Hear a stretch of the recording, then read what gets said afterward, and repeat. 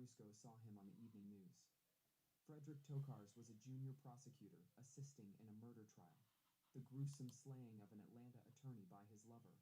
She recognized him as a fellow Yankee in this southern city, someone from her hometown high school, someone who had grown up in the same comfortable white-bread suburb of Buffalo, NY. At the time, she was marketing director for the lively North Side club EBAN. She was 31, outgoing and youthful, her blonde hair falling below her shoulders, just as it had in high school. Despite the grim tableau on the television screen, the familiarity of the lean, hawk-faced man brought back memories of her childhood. A sheltered, warm, less hectic life where her father, a doctor, had been a man everyone could depend on. On impulse, Sarah called him. The conversation turned into a date, and the date evolved into an unpretentious marriage in Judge John Langford's chambers the following year. They were just a typical joyful couple who were ready and eager to get married, Langford said, especially Sarah, whose first marriage had ended in divorce. She was willing to exchange the church wedding she would have preferred for a simple civil ceremony, because she thought she had finally succeeded in recreating the normalcy of her childhood. A good man, the promise of children, and a home in the suburbs. Tokars, a young ambitious lawyer, just epitomized the kind of man that, when we grew up, we thought we should marry, said Sarah's sister Chrissy Ambrusco. But before Sarah and her second husband could celebrate their 8th anniversary, she was dead, the victim of a brutal November murder that her 2 sons witnessed. In life, she had been an anonymous, sunny, East Cobb housewife, adored by her friends, and appreciated by those who knew her as the indefatigable worker bee in her children's school and church. But in death, her name would become as well known in Atlanta as that of a rock star. Her personal tragedy, one that would move Atlantans to tears and make them wonder whether, if she had not placed that phone call to Fred Tokars 8 years earlier, she would still be alive. Sarah met Fred Tokars. She was living in a Dunwoody condominium with her sister Chrissy and working for EBAN, the trendy perimeter nightclub that was one of Tokars' favorite haunts. Sarah had been a Florida elementary school teacher before coming to Atlanta, a move prompted by her 1981 marriage to an Atlanta health club owner she met on the beach.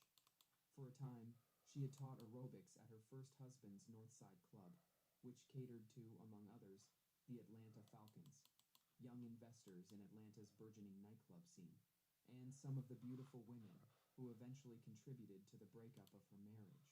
Sarah was attractive, lithe, and, according to her sister, very into fashion. She had retained from her high school cheerleading days an optimism and a knack for infusing others with her pep rally enthusiasm. Traits she easily adapted to nightclub promotions. Tokars was then working in the Fulton County District Attorney's Office. Tokars was then working in the Fulton County District Attorney's Office. Tokars was then working in the Fulton County District Attorney's Office. Tokars was then working in the Fulton County District Attorney's Office. Good morning. Low volume. Y'all can't hear this? Y'all can't hear that? Oh, man. Oh, man. Oh, yeah. Sorry about that. At all? That's crazy. Hold tight.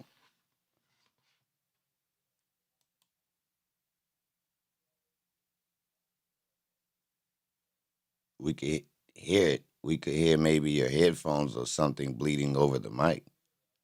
What? Seriously? I don't know. What's that about?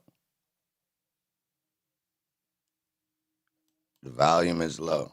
Oh, yeah? Let me see. Tokars was then working in the Fulton... Whoa. It ain't low now, is it? Is it low now? It's regular now? Okay. Hold on. Let me give it an adjustment because it wasn't supposed to be like that. That was crazy. Hold on. All right. Salute, y'all. Was y'all paying attention? Oh, y'all couldn't pay attention because y'all could barely hear, huh? All right. Hold on. It's going to get turned. It's going to get turned. Hold on. Let me rewind. Hold on. Salute to everybody in here. Good morning. Good morning. Sarah Ambrusco saw him on the evening news. Frederick Tokars was a junior prosecutor. One's in the chat if you can hear now. If y'all hear that clear. One's in the chat. Turn me up. Get me some likes on the board. We rabbit holing. Yeah, we rabbit holing.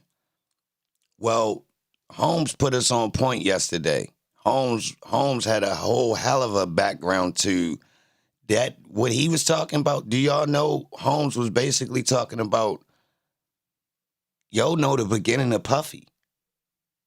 Y'all do know that, right?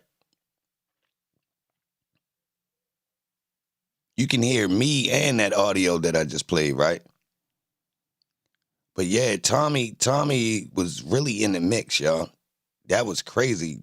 Holmes' position of where he was at, man. Yeah, though, y'all. We about to rock. Let's rock.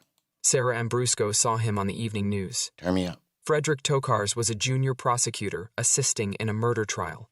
The gruesome slaying of an Atlanta attorney by his lover. She recognized him as a fellow Yankee in this southern city, someone from her hometown high school, someone who had grown up in the same comfortable white-bread suburb of Buffalo, NY. At the time, she was marketing director for the lively North Side club EBAN.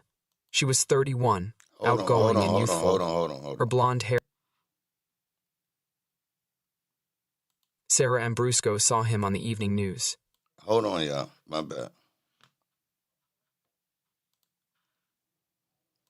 So, this is a story about Atlanta's music scene, club scene, drug scene, attorney scene, all combined from the early 90s somehow, y'all. Yeah. It's kind of weird. This is just a piece, but I think this is a pretty interesting story. Let's check it out. Sarah Ambrusco saw him on the evening news. Frederick Tokars was a junior prosecutor assisting in a murder trial. The gruesome slaying of an Atlanta attorney by his lover. She recognized him as a fellow Yankee in this southern city, someone from her hometown high school, someone who had grown up in the same comfortable white-bread suburb of Buffalo, NY. At the time, she was marketing director for the lively North Side club EBAN. She was 31, outgoing and youthful, her blonde hair falling below her shoulders, just as it had in high school. Despite the grim tableau on the television screen, the familiarity of the lean, hawk-faced man brought back memories of her childhood. A sheltered, warm, less hectic life where her father, a doctor, had been a man everyone could depend on. On impulse, Sarah called him. The conversation turned into a date, and the date evolved into an unpretentious marriage in Judge John Langford's chambers the following year. They were just a typical joyful couple who were ready and eager to get married, Langford said, especially Sarah, whose first marriage had ended in divorce. She was willing to exchange the church wedding she would have preferred for a simple civil ceremony, because she thought she had finally succeeded in recreating the normalcy of her childhood. A good man, the promise of children, and a home in the suburbs. Tokars, a young ambitious lawyer, just epitomized the kind of man that, when we grew up, we thought we should marry, said Sarah's sister Chrissy Ambrusco. But before Sarah and her second husband could celebrate their 8th anniversary, she was dead, the victim of a brutal November murder that her 2 sons witnessed. In life, she had been an anonymous, sunny, East Cobb housewife, adored by her friends, and appreciated by those who knew her as the indefatigable worker bee in her children's school and church. But in death, her name would become as well known in Atlanta as that of a rock star, her personal tragedy one that would move Atlantans to tears and make them wonder whether, if she had not placed that phone call to Fred Tokars 8 years earlier, she would still be alive. Sarah met Fred Tokars. She was living in a Dunwoody condominium with her sister Chrissy and working for EBAN, the trendy perimeter nightclub that was one of Tokars's favorite haunts. Sarah had been a Florida elementary school teacher before coming to Atlanta, a move prompted by her 1981 marriage to an Atlanta health club owner she met on the beach. For a time, she had taught aerobics at her first husband's Northside Club, which catered to, among others, the Atlanta Falcons, young investors in Atlanta's burgeoning nightclub scene, and some of the beautiful women who eventually contributed to the breakup of her marriage. Sarah was attractive, lithe, and, according to her sister, very into fashion. She had retained from her high school cheerleading days an optimism and a knack for infusing others with her pep rally enthusiasm. Traits she easily adapted to nightclub promotions. Tokars was then working in the Fulton County District Attorney's Office. Tokars was then working in the Fulton County District Attorney's Office. Tokars was then working in the Fulton County District Attorney's Office. He was tall and slender, with a sensitive rather than a handsome face. What? He wore tortoiseshell glasses and combed his unruly light brown hair behind protruding ears. Unruly? Yo. Who got unruly hair? Hold on. He looked a little like Clark Kent and What? a lot like an accountant, which is what he had been before he earned his law degree in night school. He was also a habitual self-promoter. Although he never prosecuted any cases that involved either white-collar crime or computer fraud, he quickly proclaimed himself an expert in those fields and began teaching at night law schools, local colleges, and accounting, What? tax, and law enforcement seminars, Oh, yeah. said Assistant District Attorney John Turner, who worked with him. His nickname in the district attorney's office was Fast Fred. What? A reference, Turner said, to endless self-promotion. His Endless self-promotion. That's like these YouTubers. eagerness to work on projects in which he took an interest, his predilection for the city's nightlife, and because, when it came to women, he was almost always interested. What? Before his marriage, Tokars enthralled Sarah and Katissi with stories about cases on which he supposedly had worked, and where, in his accounts, he frequently took center stage. For the sisters, Tokars was a window on a grim and brutal world from which they had been insulated all their lives.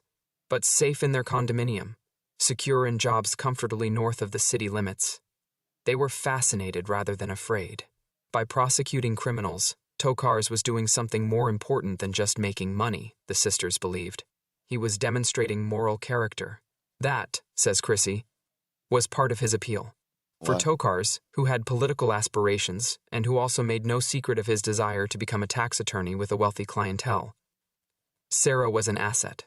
Not only was she beautiful and personable, but she also had desirable social contacts in a business to which he was attracted. What Tokars may have overlooked or simply chose to ignore was Sarah's basic nature, that she was, at heart, tradition-bound.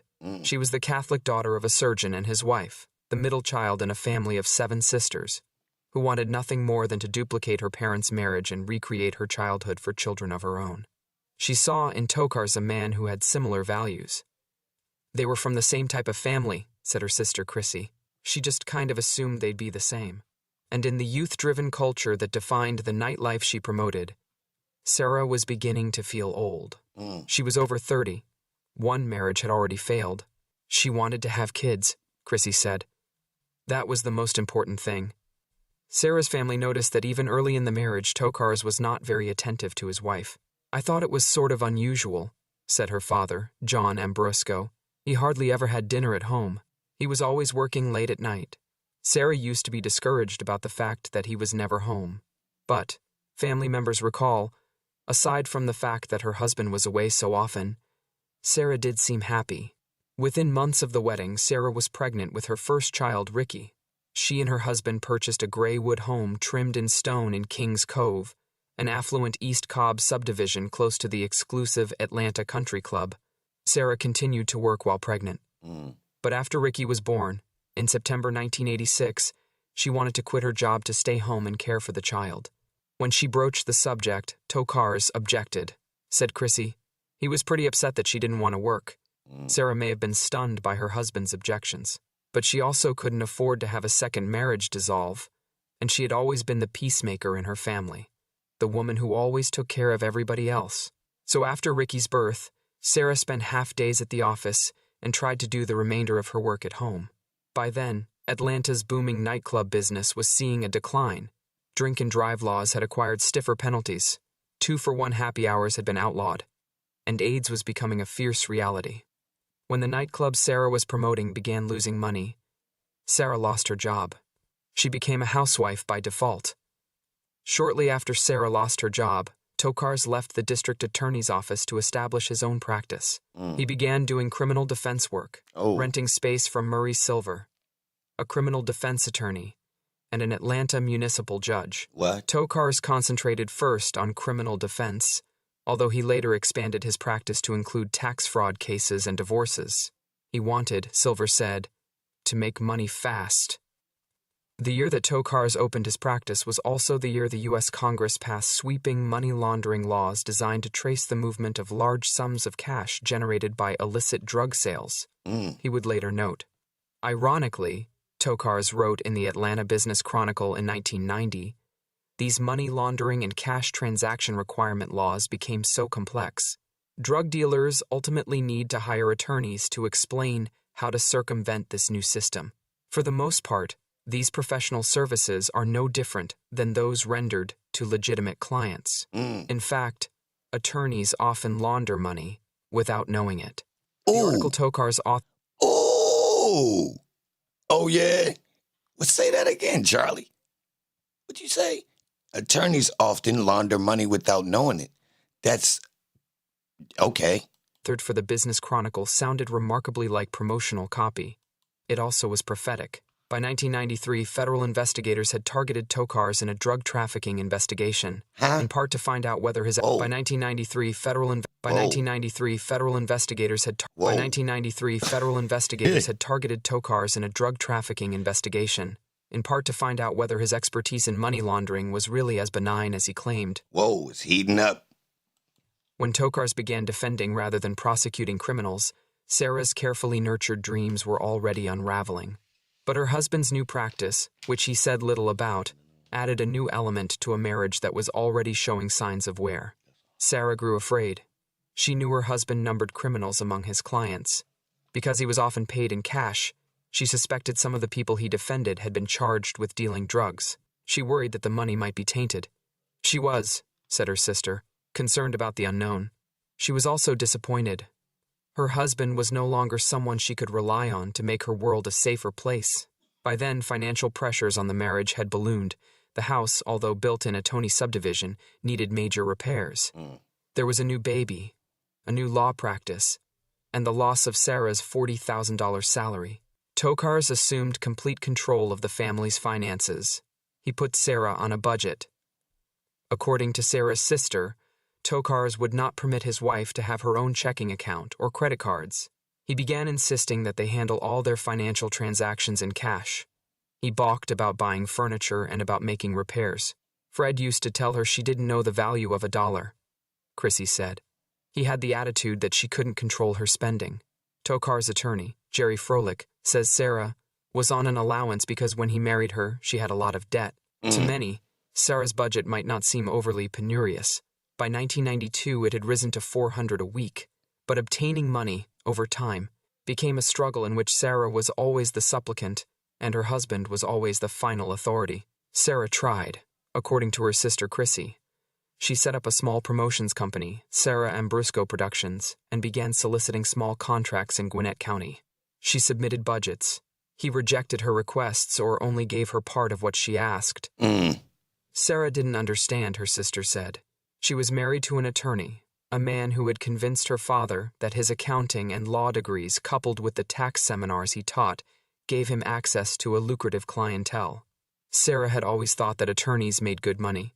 But whenever she asked about the family's financial situation, said her sister, her husband wouldn't discuss it. Chrissy said Sarah told her Fred had even banned her from the basement of their home, where he kept a safe and an array of files under lock and key. Over time, Sarah began to rebel in small ways. She quietly obtained credit cards in her name, which she used whenever her husband either refused to give her money or was away from home. But the resulting monthly payments made her financial difficulties even more acute. And gradually, the attractive woman who had before her marriage been a fashionable dresser began wearing her sister's hand-me-downs. Whoa. Tokars also began raising objections whenever Sarah wanted to visit her close-knit family. If Sarah insisted on going anyway, Tokars often would refuse to give her money for gas or a hotel room, Chrissy said. Yet, despite his objections, Tokars sometimes joined his wife on those Florida visits.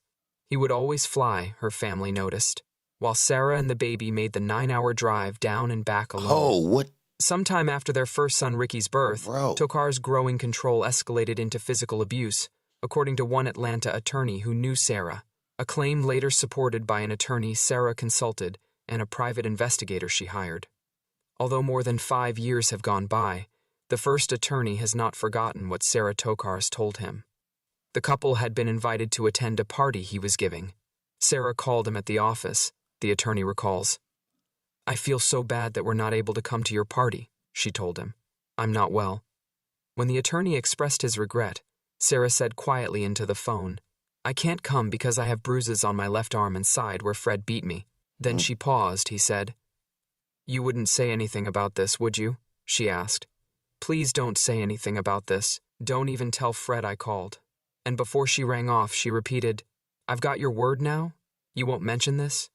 Froelich says allegations that his client ever struck his wife are patently untrue. He would not permit Tokars to be interviewed, and, he added, he has received strict orders from his client not to discuss Sarah. In 1988, Sarah gave birth to a second son, Michael. "I remember her saying she didn't want Ricky to be an only child," her sister said. "She wanted the two of them to have each other no matter what." 4 months later, she penned a 2-page will on a yellow legal pad. Writing the will was no idle gesture. 2 witnesses signed it, and Sarah had the document notarized. In it, she revoked all prior wills, left all her property to her 2 young sons, and named her sister San Francisco attorney Therese Ambrosco as her executor and the boys' trustee. In the will, Tokars is mentioned only once, and not by name. Her younger sister Karen would become. Her children's guardian, Sarah wrote, "If my husband does not survive me." It was the first sign Sarah was worried about the welfare of her children should anything happen to her. It was also an indication that her marriage was falling apart. By then, Tokars had taken out 3 life insurance policies totaling $1.75 million, all naming him as the primary beneficiary in the event of Sarah's death. Whoa. After the birth of his second son, Tokars still spent the majority of his evenings away from home, according to Sarah's family. Chrissy said that when Tokars called to say that he'd be working late, Sarah would often hear chatter in the background, as if he were calling from a restaurant or bar. By 1989, Sarah was convinced Fred was having an affair and sought advice from a Buckhead divorce attorney, Stephen Labovitz. She was extremely concerned about her children, more so than anything else, Labovitz remembered. She was certainly fearful for a number of reasons, physically and mentally fearful. "I think it took some courage for her to come." For as Sarah's marriage foundered, her husband had, perhaps intentionally, raised the ante. He had formed a partnership with divorce attorney Emily Sherwinter. He had also threatened to take custody of the children if Sarah ever tried to leave him. "She'd been talking about divorce for some time," said Ralph Perdomo, a private detective Sarah eventually hired to follow her husband. He told her if she ever tried to leave, he would take the kids from her, that he had the political contacts and the judicial contacts to do it. She was very, very intimidated by him. By 1988, Tokars had become involved in politics, not in Cobb County where he lived, but in Atlanta, a city that Sarah, like many suburban housewives, found both frightening and foreign. He had served as campaign treasurer for State Supreme Court Justice Leah Sears Collins when she ran her winning race for Fulton Superior Court judge. He had been appointed by Mayor Andrew Young as a part-time city judge. The following year, he would appear as a defense witness for Fulton Sheriff Richard Lankford during his trial on tax evasion and extortion charges. What has since surfaced is the extent of his financial involvement. Tokars individually gave donations and loans totaling more than $7,000 to the campaigns of Sears Collins, Fulton Sheriff candidate Jackie Barrett, and Solicitor General Paul Howard. Campaign contribution reports also list Sarah, who lived in a house furnished sparely in early rental, and was always pressed for funds, as giving $3,500 in her own name to the Sears Collins and Barrett campaigns. The candidates who list her as a donor are Democrats, even though Sarah was a conservative Republican. Tokars' political contacts would probably not have interfered if his wife had sued for a divorce, but Sarah had no way of knowing whether his threats were real or empty air. And, according to Labovitz, the attractive former nightclub executive had little self-confidence left. But desperate for her sons to grow up in a loving family and terrified she might lose them, Sarah began gathering information on her husband that could be used against him if she left him. Not only did she hire the detective, she also broke the house rule. She entered the off-limits basement and obtained the combination to her husband's safe. Perdomo eventually confirmed that her husband was indulging in an extramarital affair. And, in the midst of a media frenzy last December about his life and that of his late wife, Tokars called a local newspaper to acknowledge that affair. He knew Sarah had hired a private detective to follow him, he said, but he insisted that he and Sarah had resolved their marital problems. He and his wife had seen a counselor, he said. They had worked things out. But before their supposed reconciliation, Sarah, still desperate for information that might help her keep her children, had called Perdomo and asked him to come to the house. It was a hot day in August, the detective remembers, and Sarah apologized because the air conditioner was broken. She had not been able to repair it for more than a month, she said, because her husband had refused to give her the money. On that visit, Sarah escorted the detective to the basement. Perdomo says she opened her husband's safe.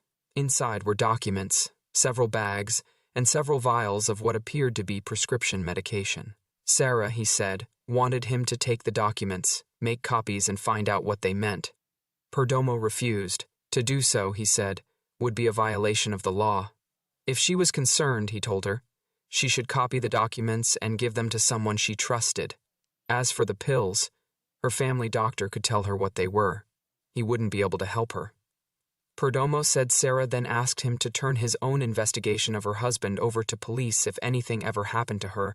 At the time, Perdomo thought she was being melodramatic, another betrayed and wounded housewife.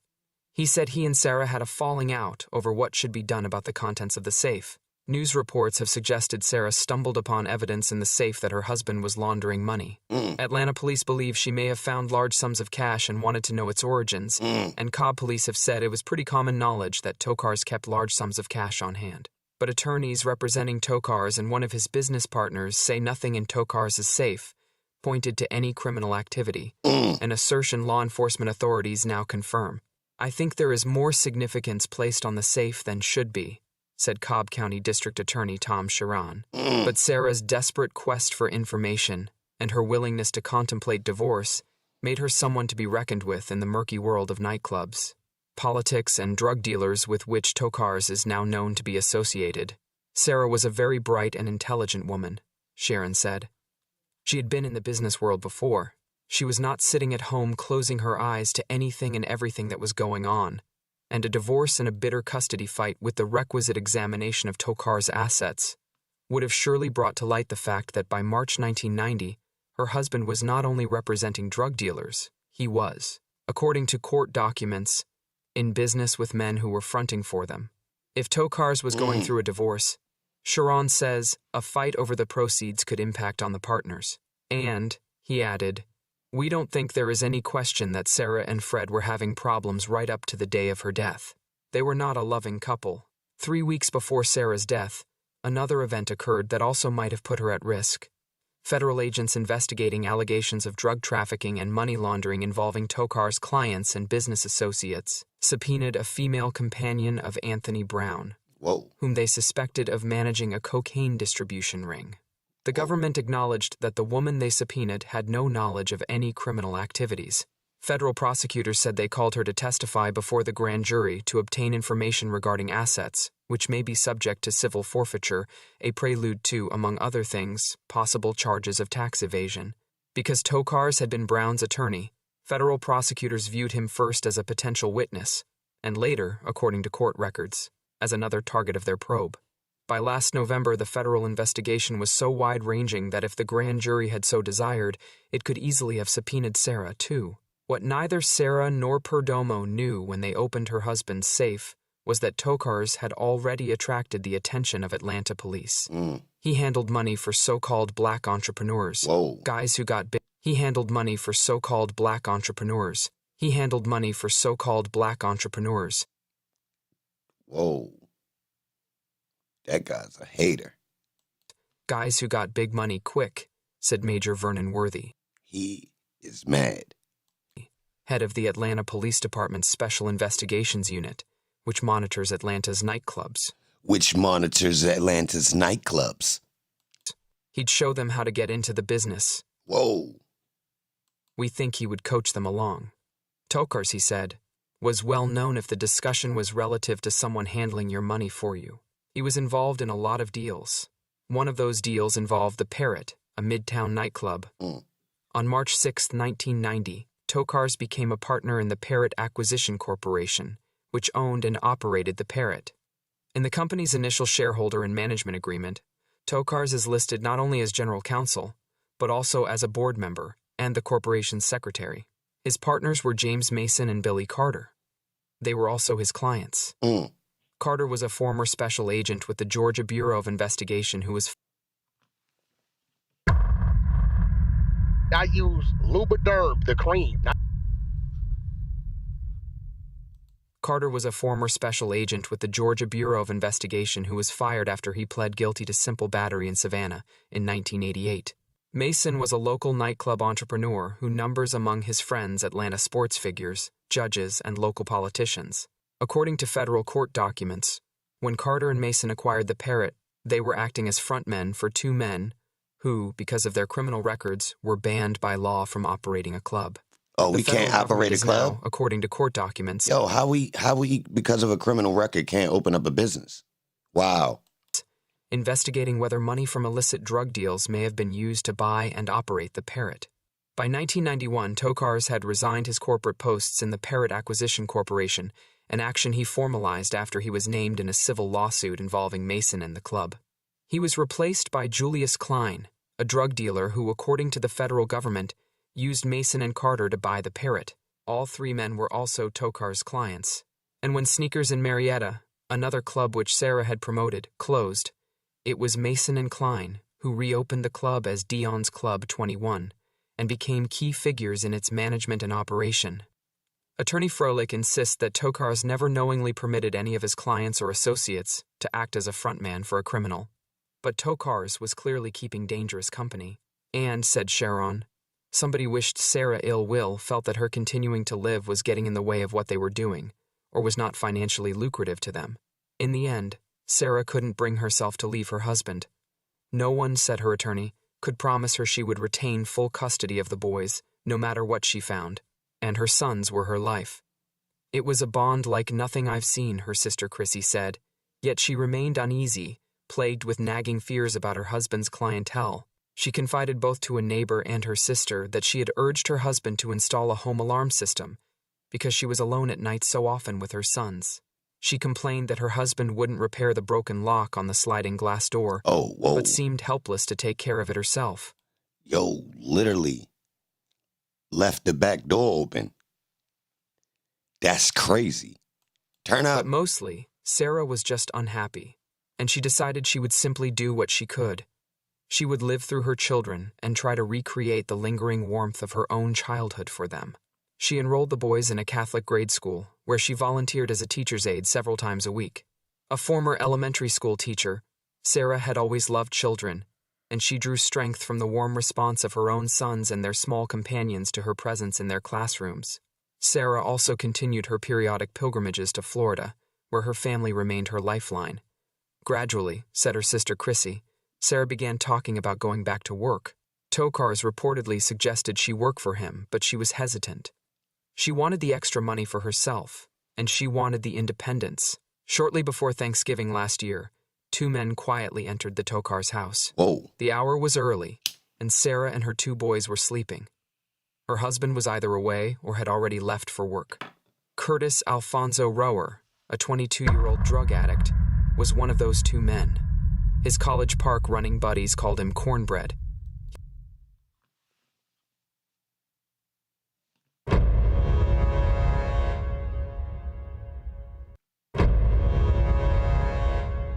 I don't trust Cornbread.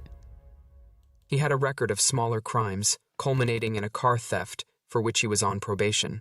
He had never been accused of murder, but, he later told police, he had been promised $5,000 to kill Sarah by the man that accompanied him that night, Tokars' business partner Eddie Lawrence. 5 rackaroos. He also told Cobb County Police that Lawrence knew Sarah and her sons would be sleeping together in the children's bedroom. He knew that the sliding glass door would be unlocked. Bro. They entered the house through that door. I knew it. He'd set the play. Golly. Not the glass door. Well, all right. Let me tell y'all something about glass doors. Get rid of it. Yeah. I don't care if it's locked. If I came to get you, I'm coming through the glass. It's perfect. It's the perfect way to come in the house. I don't know who even made these doors. Yo, I can easily sit back about 6 feet, throw anything you got by this window on the outside of your house straight through the window. Yeah, straight through the glass. Clang. Yeah, you gonna hear it. I'm in there though. You feel me? You see how easy this was? No, I ain't even had to think. It was almost like it's set up for it. Believe me. Just trust me. I grew up in a neighborhood where everybody had sliding doors. You don't want that. Yeah, we know how to get in them without breaking it. Yeah, imagine, I got the same sliding door in my house and I get locked out. So I know how to open it. Don't stop playing. Either way, you don't even want them doors. Some of y'all sitting by that door right now. Yeah. Oh, if it's woods back there? Oh my God. You got the sliding glass door with the woods? You might as well just go ahead and brick that up. That morning before dawn, Lawrence also knew that the burglar alarm was off, Rower later said. But once the two men entered the house, Ricky's Springer Spaniel, Jake, began barking. A light came on, Rower said, and they fled into the night. 2 days before Thanksgiving last year, Sarah and her 2 children left for her parents' home in Florida. En route to Bradenton, she stopped at the Tampa airport to pick up her husband, who had flown down from Atlanta. On Saturday, shortly after 1:30, on off in the Kings Cove house, but there was no fire. 6 hours later, the security company called again. A second alarm had sounded. Sarah answered the phone. Her father remembered. I don't know whether Fred told her or she decided they should disconnect the alarm. No, what? Within days, Tokars would insist that his wife, not he, had given the order to disconnect. The security company... Whoa! Yo, set the premeditated play with the fake alarms. So it just be like an annoyance, like, yo, yeah, something just wrong with it. We might as well turn it off. That's dirty. I'm never going back to this house. Yo, the back door has been broken and you won't fix it. Now you talking about you want to turn the alarms off. Nah. He said, had the conversation on tape. Later that morning, Tokars left for Atlanta. Sarah and her children stayed behind. Sarah bought a Christmas tree and promised that she and the children would be back to decorate it before the month was out. Christmas? By 11 a.m., Tokars was back in Cobb County and called Lawrence, a client and his partner in a mortgage company and a small construction firm. Lawrence said Tokars told him the water heater at the house was broken and asked him if he could come repair it. Lawrence turned him down. On Sunday, John Ambrusco took his daughter and her 2 young sons to lunch. They left for Atlanta about 12:45 p.m. Usually Sarah and the boys would hate to leave, he said. They would all be crying. This time they were singing, I'll Be Home for Christmas. 15 minutes after she and the boys departed, Sarah's husband called. What time were they expected home, he asked. 9:30 or 10 o'clock, his father-in-law replied. Within the hour, Tokars had placed a second call to Lawrence. He said he had gotten somebody to fix the water heater, and then we just talked about a few other things business, Lawrence later told police. Nothing really transpired. Tokars told Lawrence that he was leaving town. That afternoon, he left for Montgomery, Ala, where he had an appointment with a federal prison inmate. Sarah had promised her father faithfully that she would call as soon as she and the boys arrived home. But that call never came. We waited and waited and waited for them to call us, her father later said. We finally decided to call her. The line was busy. We waited. We called again. The line was still busy. The telephone company later told them that the phone had been taken off the hook. It was shortly after 10 p.m. when Sarah and her children pulled into the garage. Mike, the youngest, was asleep in the back seat. Sarah left him sleeping while she, Rick, and the spaniel left the car. Perhaps she was still fumbling for her keys, her mind already on a hot bath and bed. Perhaps she had just opened the door. But suddenly, there he was, an agitated black man, wearing a dark toboggan and nervously fingering a sawed-off shotgun. Bro. How you know he was agitated? It was Curtis Rower. Jake began barking.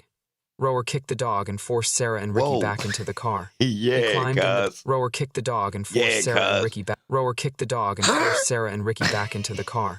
Rower kicked the dog and forced Sarah and Ricky back into the car. He climbed in the back. Roof, roof. Yo, kick the dog, cuz. That's crazy. Jake began barking. Rower kicked the dog and forced Sarah and Ricky back into the car. Yeah, He climbed in the back seat behind Sarah, next to her sleeping younger son. He put the gun to her head and ordered her to drive. Freeze. Rower told police later that she pleaded with him, "Just don't hurt me and my kids." Don't hurt my kids. Rower had been waiting inside the house for at least an hour before Sarah and the boys returned. He knew where Sarah had been. He knew when to expect her home. He knew her husband was out of town. He knew the house alarm once again was off. It was a play. And once more, Lawrence was with him, Rower later told police. At first, Rower believed Sarah was Lawrence's ex-wife. Lawrence had offered him $5,000 to kill her because she was standing in the way of a lot of money, Rower told police in a taped confession last December. But Rower also insisted that Lawrence also told him Sarah was his attorney's wife. Her husband wanted her dead. Rower explained to police because she was standing in the way of a loan. Once Rower climbed into the car behind Sarah and ordered her to drive, he wasn't sure what to do. He still hadn't been paid to kill her, Rower said, and he suddenly couldn't locate Lawrence, who had left him in the house alone. By the time Sarah pulled out of the drive, Rower was convinced Lawrence had abandoned him. Peppering his commands with angry obscenities, Rower said he first ordered Sarah to take him to an Atlanta housing project. Sarah, who rarely traveled south of the perimeter unless she was going to Florida, didn't know how to get there. About a half-mile from the Tokars' house, Rower ordered Sarah to turn down a darkened street that ended in an empty cul-de-sac. Instead, Sarah pulled to the side of the road. By then, her younger child had wakened and, according to statements the gunman later made, had begun tugging on Rower's sleeve. But in his confession, Rower told police Lawrence had warned him, "Don't touch the kids, don't do nothing to the kids." Sarah desperately offered Rower her purse and then begged him to leave. "You can take the car," she told him. "Just don't hurt me or my children." But Rower had spotted Lawrence parked on a nearby side street, he later told police. Within minutes, Lawrence, he said, was beside the car. "She acted like she know Eddie," Rower said. "She looked back and seen Eddie like she was shocked. I don't know if she recognized him, but she was looking like she was in shock." The blast from the sawed-off shotgun caught Sarah in the back of the head. As she slumped over the wheel, the car, its motor still running, rolled across the road and came to rest in a nearby field. Rower fled, covered in his mother's blood. Ricky reached over and turned the key. The engine stopped.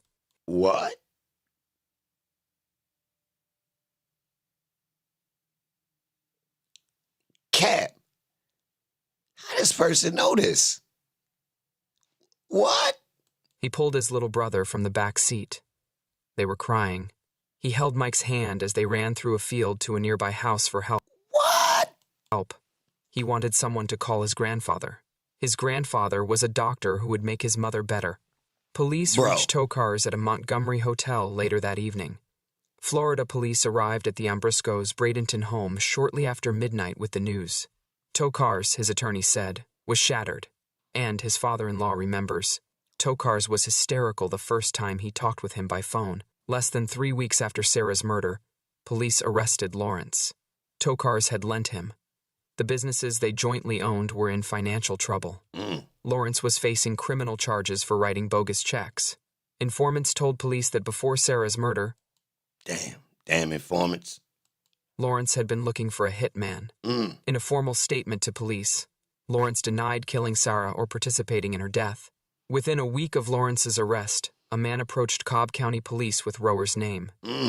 He was the boyfriend of Rower's sister, who worked for Eddie Lawrence. Lawrence had offered him $5,000 for the hit, he told police, but he had turned him down. Rower, he said, had accepted the offer. 2 days before Christmas, police pulled Rower out from under a bed where he was cowering in a cousin's home in southwest Atlanta. 12 hours later, Rower had confessed to Sarah's murder, although he told police that in the end, he hadn't meant to kill her. The day after Rower was arrested, Tokars tried to kill himself.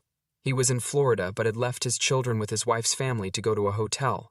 He locked himself in his room, placed a "Do Not Disturb" sign on the door, swallowed some pain pills, and washed them down with alcohol.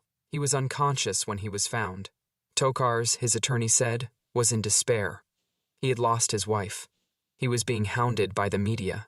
Rower, a drug addict with a history of mental problems, had cobbled a confession from numerous television reports and had accused Tokars of soliciting his wife's murder not because it was true, but because it was what police wanted to hear, Froelich said. Whoa. No one could envision the pressure he was under.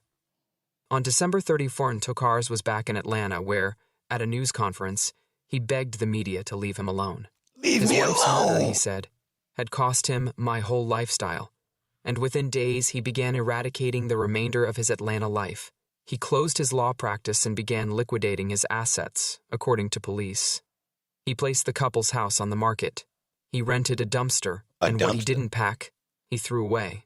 He moved to West Palm Beach with his mother, leaving his sons in the care of their grandparents and a rotating contingent of Sarah's sisters. He visits with them twice a month. Tokars won't discuss his wife's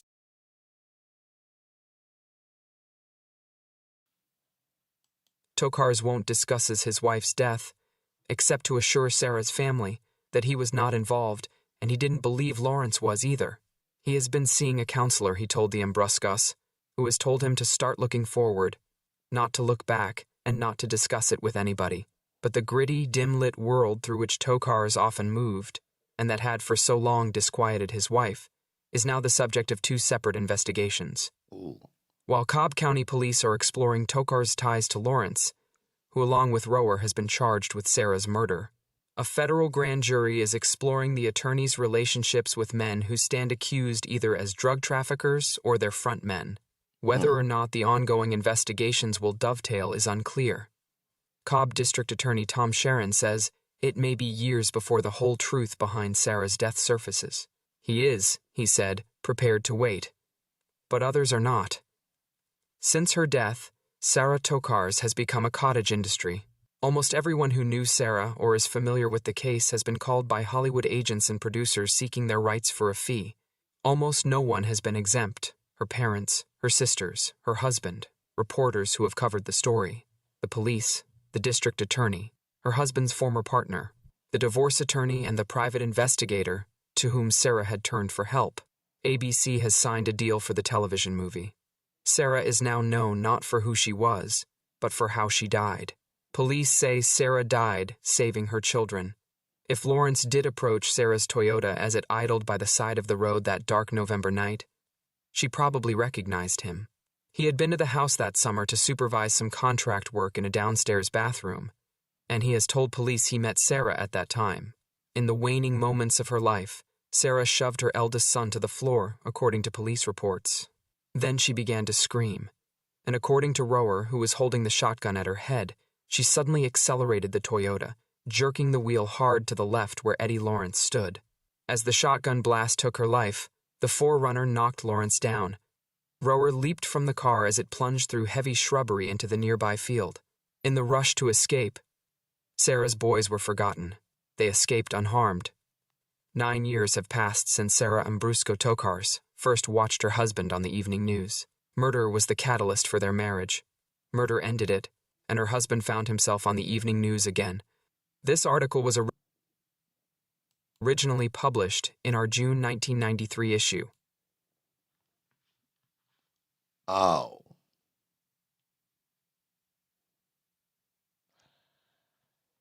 Yeah, that was different.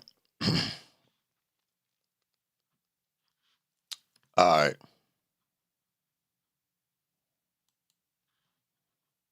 The reason why I played that, because I found it interesting, the connection between the Atlanta nightclub scene, the lawyers, the district attorneys, the drug dealers, and the politicians. That loop, that's in the late 80s, y'all, coming into the 90s right there.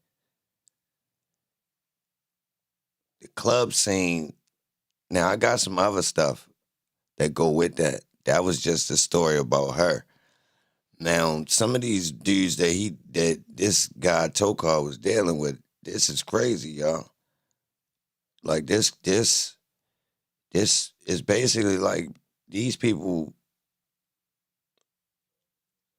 Atlanta, not even they in the early stages of Atlanta club scene. I'll say not the drug scene because the drugs you already know. It's already evidence that it's other people that's already banging with drugs. I ain't saying that, but like if you look at what they was doing with these clubs and the way it's connected to the drug dealers, I ain't gonna lie. These boys basically kept running through clubs, and the clubs kind of support the music scene and the entertainment world. And then you see how close this lawyer playing to the situation. Now, I don't know nothing about all this. I'm sure it's people that's, from down there or older or people that's more familiar with all this. I'm not hip to all this. Now, I'm sure Tommy that was talking yesterday, he could fill in the blanks, but I'm just interested in the parts where the corrupt, the connections to the streets, the clubs, the entertainment. The streets and the entertainment in the justice system, like with the police, the courts, the politicians too. I'm interested in this web, and I think Atlanta is a good source to look at. So that's why I listened to that story right there, y'all. Danny, you said it's weak? Explain. You meant the content weak? Explain. Stand on it. Come on, baby. Stand on it.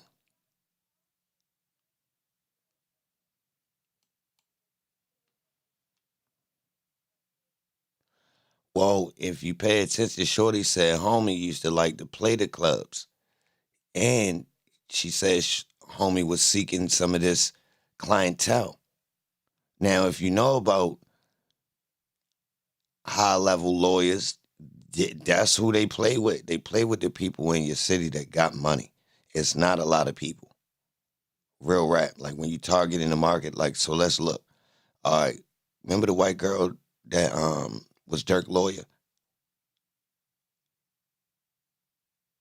And the other white girl that's a got-proof lawyer? You can tell that they targeted the urban market with being lawyers, right? Because they know that's a group that technically is some people in that bracket that got some bread that's going to need some criminal lawyers. You get what I'm saying? Now, I just used them two out of this YSL trial.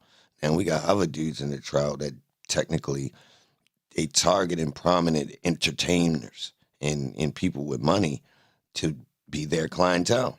You feel me? Like that's a target market. So the weird thing is, if y'all notice, the people who water down the music? Oh, I don't know what you talking. I don't know, Danny.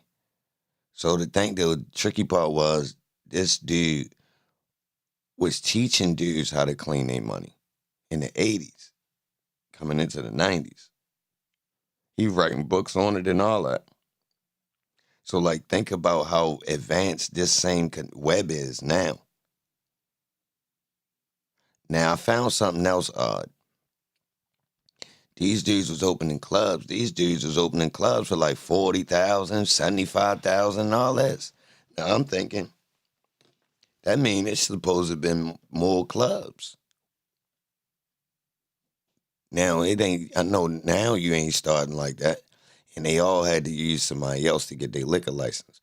The whole point of me going down this lane is to see, once you go backwards, you're going to be able to expose some angles that we can use coming forth. All right, first off, Holmes was a DA, then turned into a lawyer that worked with the criminals. First off.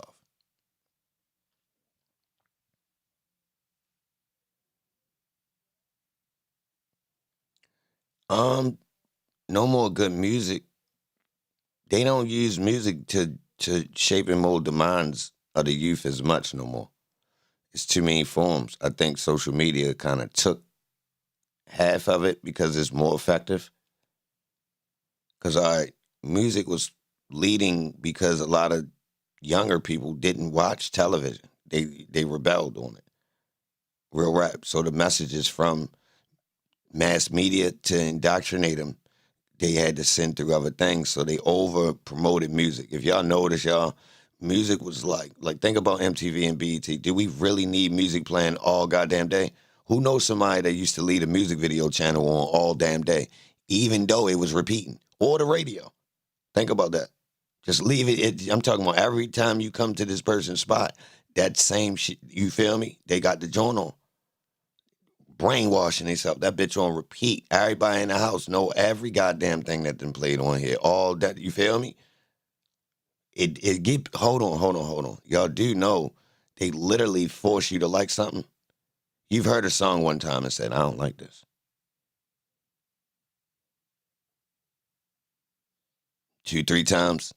Nah, I ain't really. They keep playing this shit. 6 to 7. All right. It ain't that bad. 9 to 10, and 11 and 12. You find something you like in that bitch. Like, all right. That shit, that part right there, that's cool. That shit, all right. Next time you're in the club, now you just fuck it. I might as well get out there. It ain't that bad. Straight up, bro. Now that's the proof that it worked. That's the proof. I'm talking about, bro. You really had a reason you ain't like it. Like, you know how it worked when you don't like a beat. You know, it's like, this ain't even my type of vibe for real. So it's automatically like, nah, I don't really like the instrumentation. For real. That's the thing. Like, when you first hear it, like the types of sounds that's in a beat, certain people just don't vibe with certain genres, you feel me? Or chords or keys, right? But if you listen to it over time, you technically can be won over, which proves what happened during that process. Was you a hater? Hell no, you wasn't a hater. That was natural. You wasn't complaining. You just wasn't really vibing with it. Real rap. Think about that, though.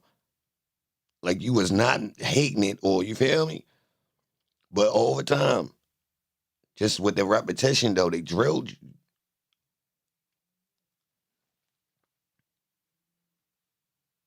So I'm just saying, like, this club and the way the music scene working, it's all kind of connected. But I ain't getting into the rabbit hole of it, y'all. It is connected. All right, that's why we see the club scene was important in Atlanta to build the artists to get them out of Atlanta. So you actually trick the people in Atlanta with repetition. So you can build the artist, fake. So you take them on a Chitlin circuit run. It's funded. You got all the strength. So you already done brought an artist through.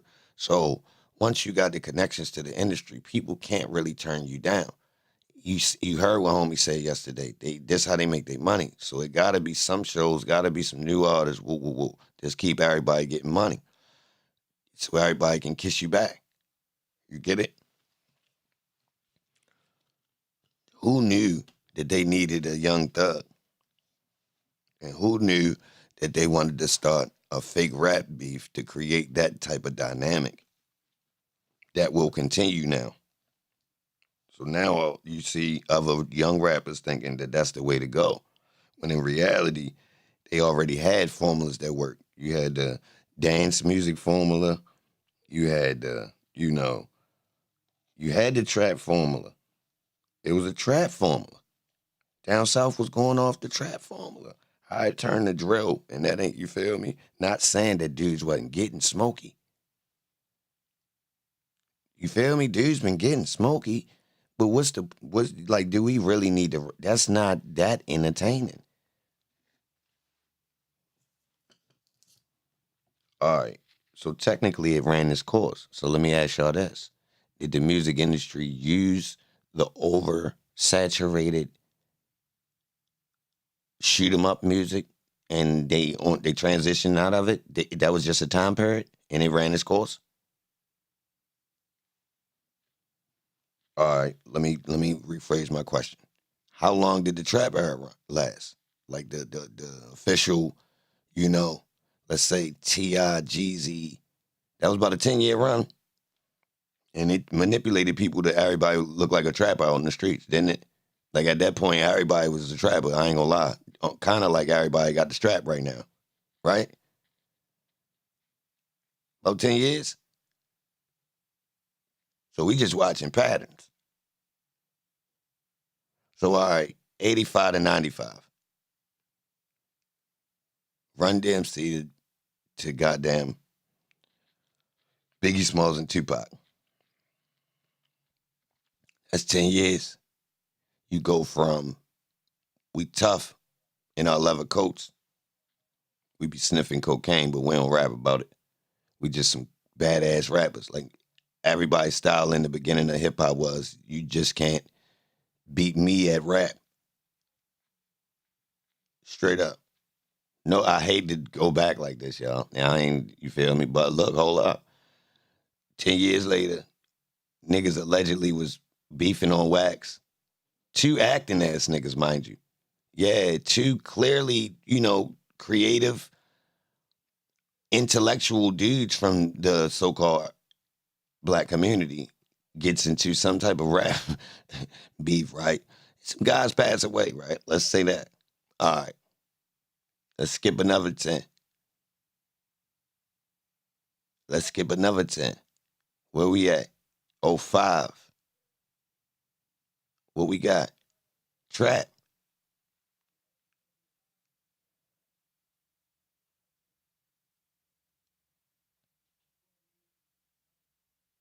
Hate to tell you, Poppy, Kanye did not phase out.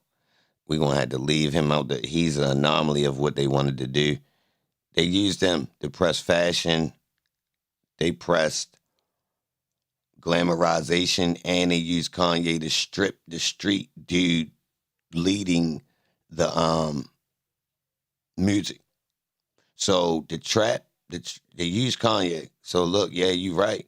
He was around during that phase out of that time period, but technically, anomaly on the position he held in things, because technically Kanye brings in the hip hop.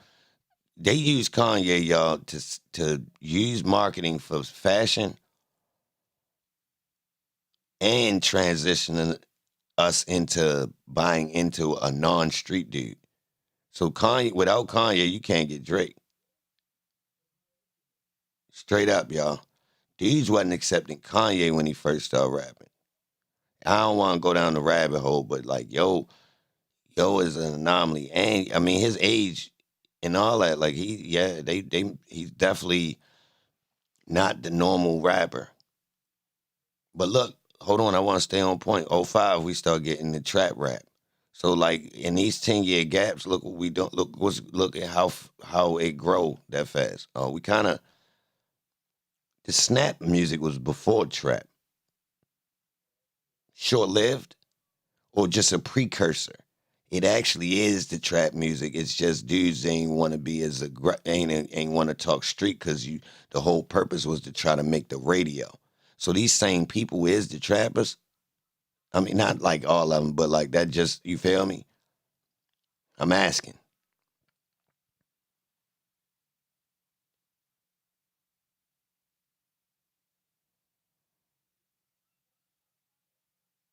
Stern on season that boy ain't no property getting tough.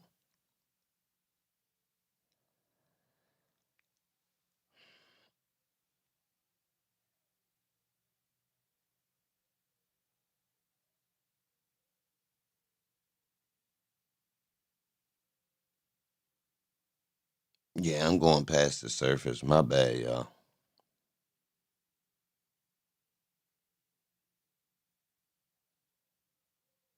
Kente. Who the hell is that?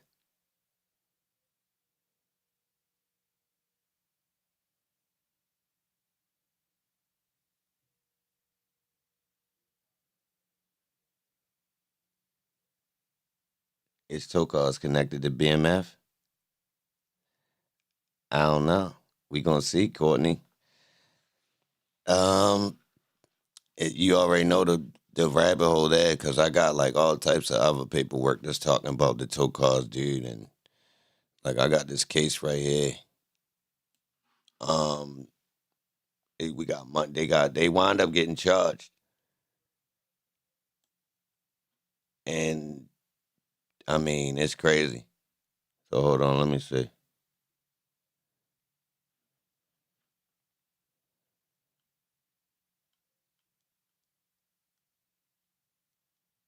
Hold on, y'all.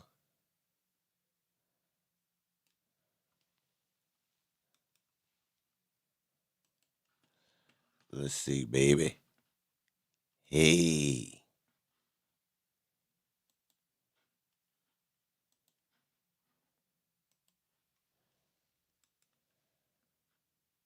Hold on, y'all. We got the juice.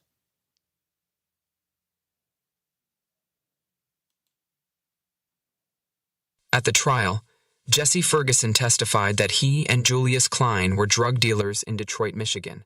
In July of 1985, Ferguson moved to Atlanta, Georgia, where he met Mason.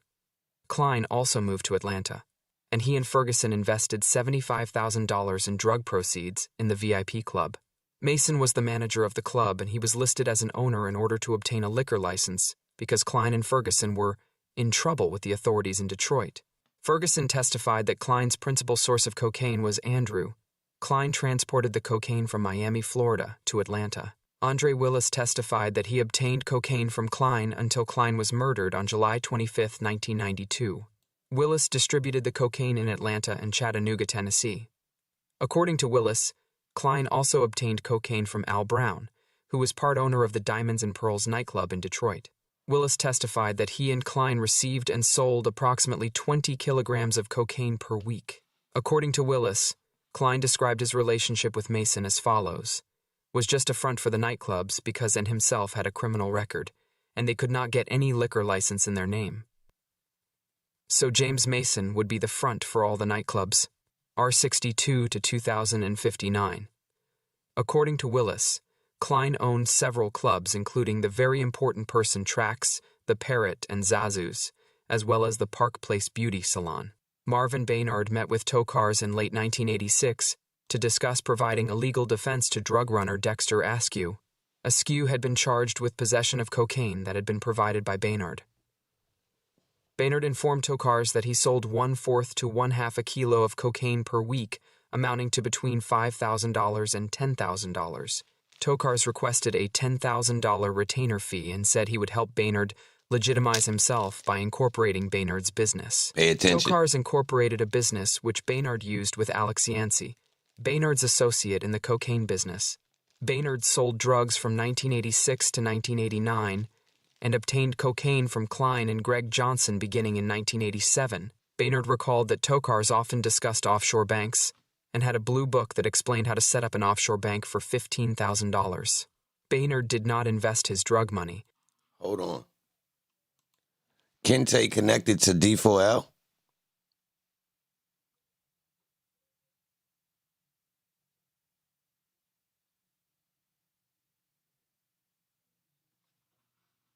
What'd he say? I know who Kente is, but what'd he say?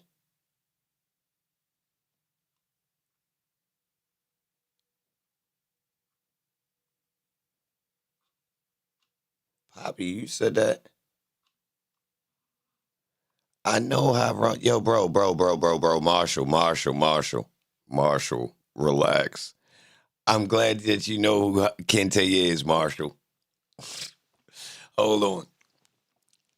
Stay still. Why Rat get killed?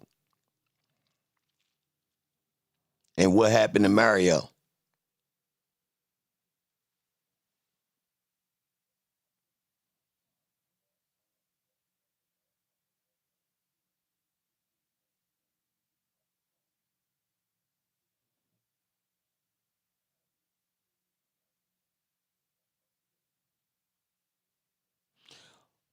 Hold up. I got more. What other clubs did Kente own? What other businesses besides Moneymaker Records?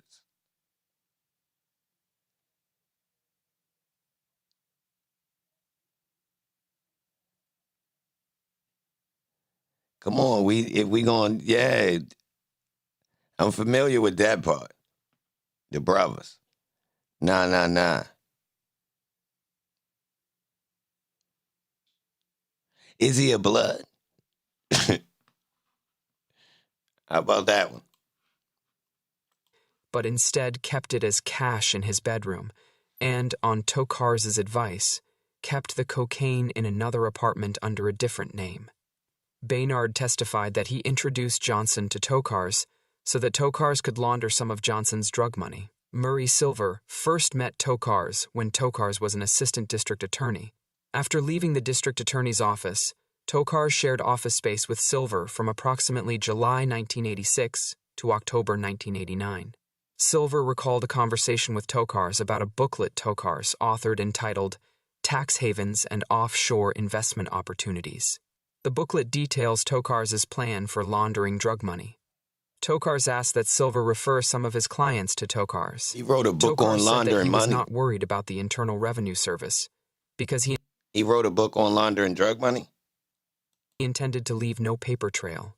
Tokars told Silver that he had used this process to help a client who was going through a divorce hide $150,000 from his wife and the IRS by depositing it in his bank in the Bahamas. Silver recalled that Tokars lectured to law enforcement officials on the topic of money laundering.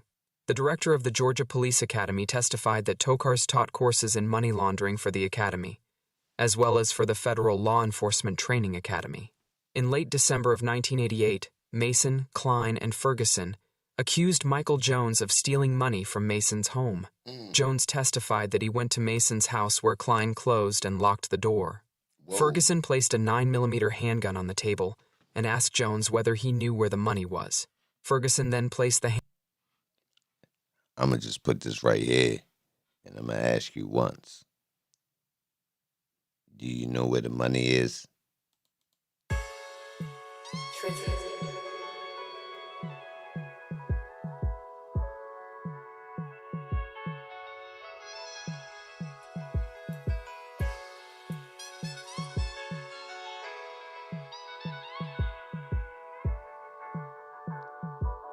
Mario was killed in '08 at the Moreland Ave game room, Atlanta. He was robbing. What'd he do, Marsh?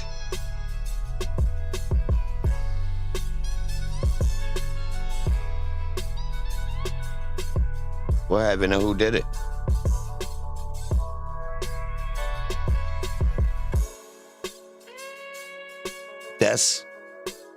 That's Pokey Father? Ooh. Damn. I'm shooting with the lights out in the gym. Golly. That's Pokey Father, bro? Ugh.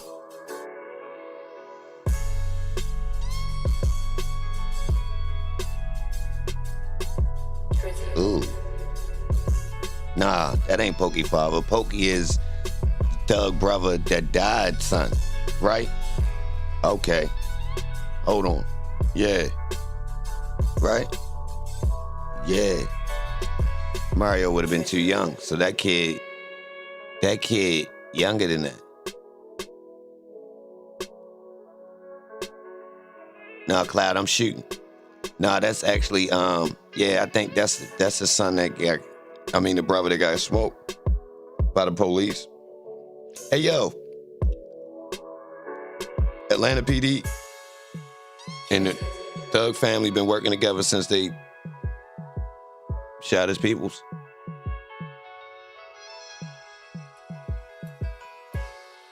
They've been playing fair with him. They owe him one. Did they get a lawsuit? Or it was justified?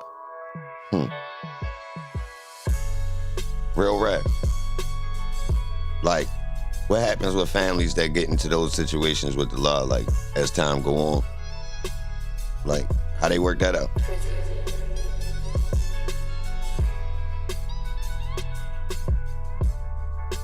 So police shootings.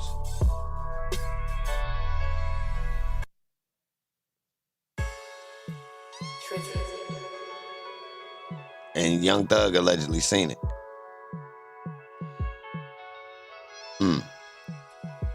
Hold on, let me finish playing it though. Yeah, this story crazy though, y'all.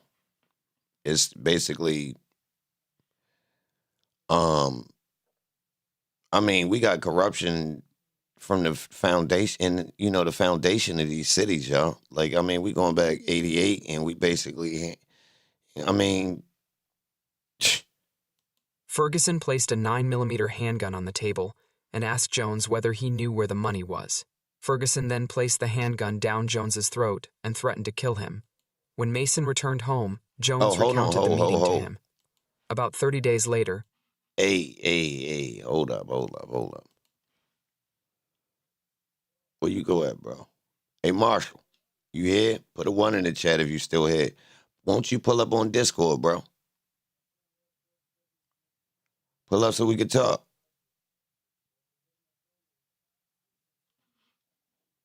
Because this talking through the chat crazy. Pull up so we can talk.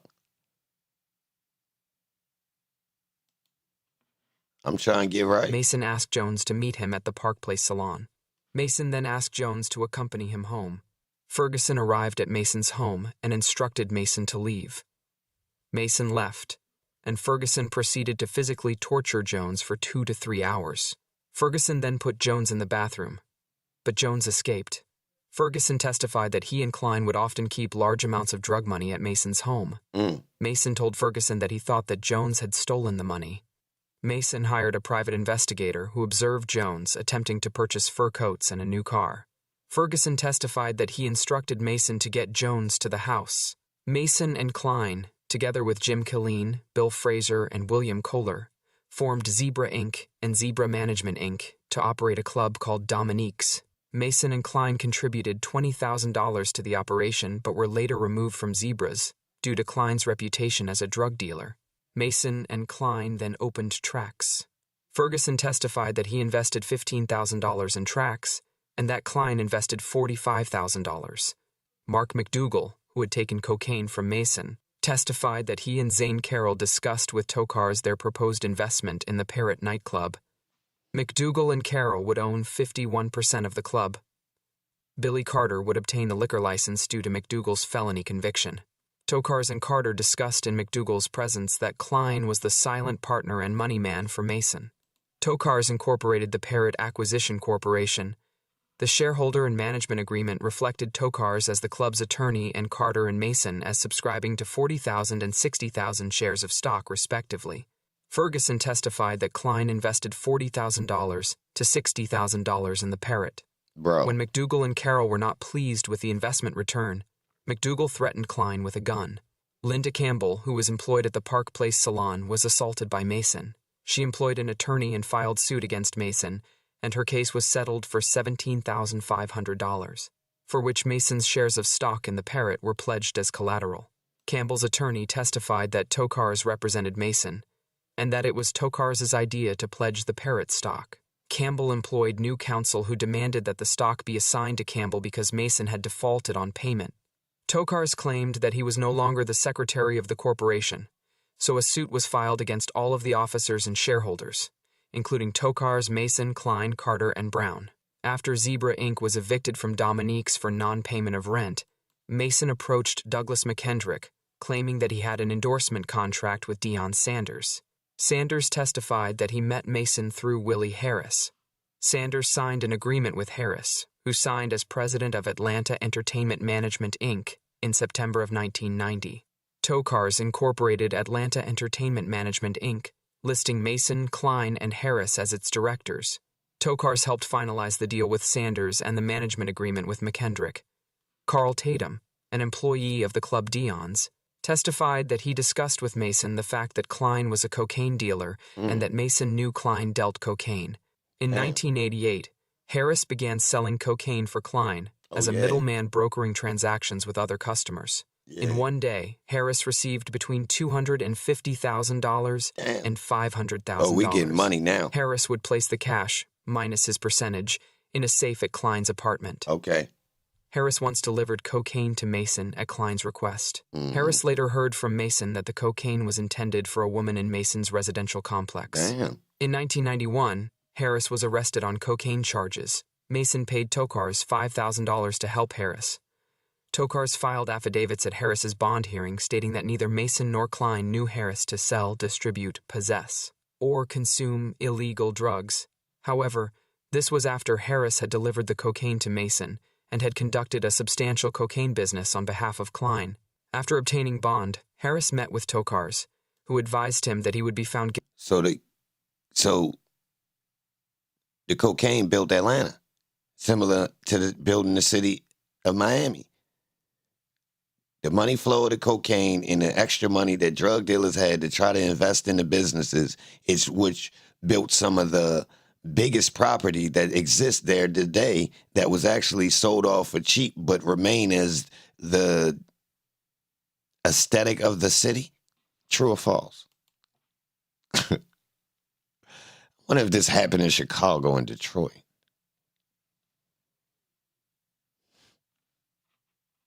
Probably was the heroin that built them.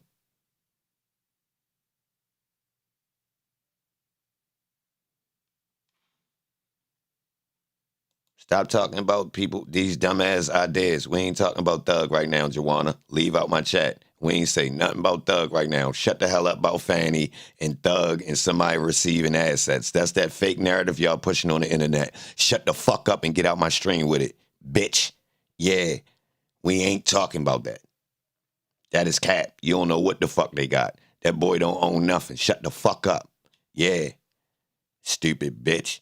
Always talking about somebody trying to take somebody's money. That boy don't got nothing. You don't see that boy got piercings in his face talking about sucking dicks, smoking dicks and shit.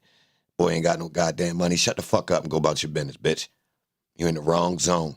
Go to them other streams with that bullshit narrative. Fuck out of here.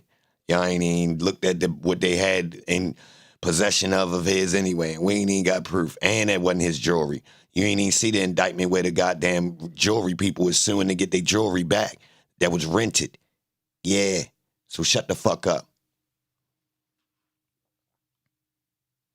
We don't give a fuck about what's going on with that. Shut the fuck up. Shut the fuck up. Why you ain't type no more, though? Shut the fuck up with that ignorant shit. You don't know what you talking about, bitch. We ain't talking about that trial right now. Shut the fuck up. We got something pertinent popping, and we been had something else. And your ignorance to trying to point to other topics pertaining to that shows that you disrespectful. So won't you show some respect or act like you got a high IQ and you can actually talk about what's going on versus some shit that's been stamped in your head. What, you a dummy? Girl, you walked into a whole nother conversation talking about something else. Imagine you did that shit at work. You would get fired. They'd think you was retarded. Seriously. They talking about this. You come in talking about something else. Everybody at the job will walk away from you, you antisocial bitch. Fuck wrong with you. Fuck wrong with you. Just got your mind right now. Now look how you look, dumb bitch. Put the shit in context for you. Now. Look how you look. Look how you look. Where the mirror at, y'all? Look at her dumb ass. Just fucked that troll move up, didn't I? Just fucked that whole troll move up with that. Just fucked them up. Now, put it in context for you. Yeah, it felt normal coming in the chats doing it. Nope. I put it analog to make everybody think about it the correct way. So now look how stupid you look, stupid bitch.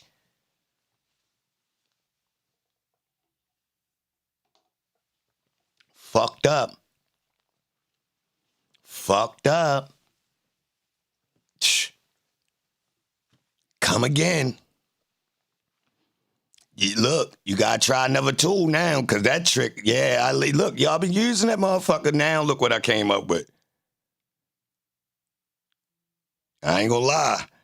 That did put you in the box right there. I ain't gonna lie. That's kind of like, yo, you got to answer for that. Because technically, he's right. In a real life situation, you're fucking nuts. So what's up? Seriously, because that was just odd, especially on the strength of we ain't even on that right now. We was minding our business. Small group, too. And, you know what I mean, relaxed, laid back on a Saturday, breezing, sipping lemonade. She come over here talking about that trial. Bitch, we are from the trial right now. You be back Monday. Thug, home. What you doing? What you pushing? And receive a substantial What's she sentence pushing, unless y'all? he could set someone up. Tokars suggested setting up Klein, but Harris refused. Harris testified that Tokars then said that Harris was right that he could not set up Klein, because if you do, Julius, Hold up. Because this is not Thug Addict content. We are we out that courtroom.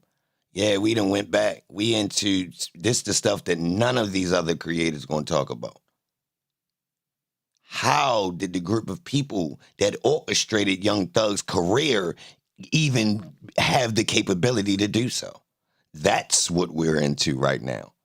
We're not worried about some petty young skinny guy who was willing to do whatever the kings of Atlanta wanted him to do so he could live closer to them. He didn't want to be poor. How many men did he suck off for his position? Really? And in a joke. But 50-50. Really? Seriously. I mean, you have heard about the young poor black men of Atlanta that sell their body. Yeah, they got a booming market. Yes. You ain't know? Man, look, right? Look back at the Atlanta child murders. Them young boys from the projects were selling their ass. Yeah. These the same projects, these boys. Yeah, hell yeah. Hell, this been a thing. Bro, nobody ain't gonna front you no work. Shit, you could go down there and get you some money. Just wear them little tight-ass shorts you be wearing. Hell yeah, bop down there with the little-ass tank top on. In the 80s, the little niggas was wearing them little-ass colorful tank tops with the little-ass booty shorts. Hell yeah, they love that shit in Atlanta.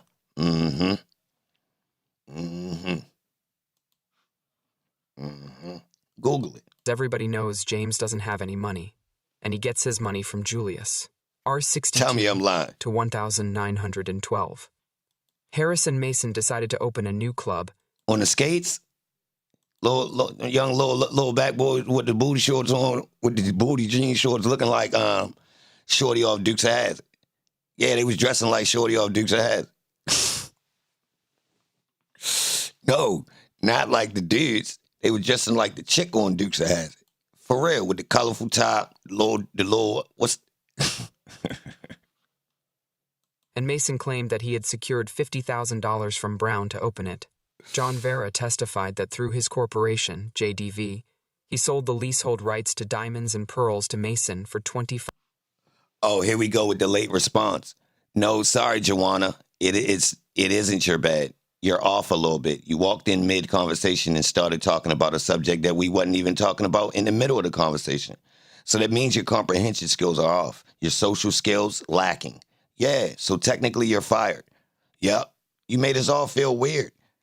We was at work. We already got this thing going on where we had, you knew, you walked in talking about something we wasn't talking about, forced yourself in the conversation. We felt off. Somebody went and told public relations about the way you came and did that, and we felt like we couldn't work in an environment with someone such as yourself. So I wasn't really being disrespectful. I was noticing your disrespect and your lack of home training. Because I was thinking, there's no way any, God-fearing mother ever allowed a woman to come out the house and engage in conversation like this. Straight up, women are normally polite. They speak up. They know how to, engage in a conversation. They show wit. I mean, they smell good. But you come over here for smelling like Chesapeake Bay.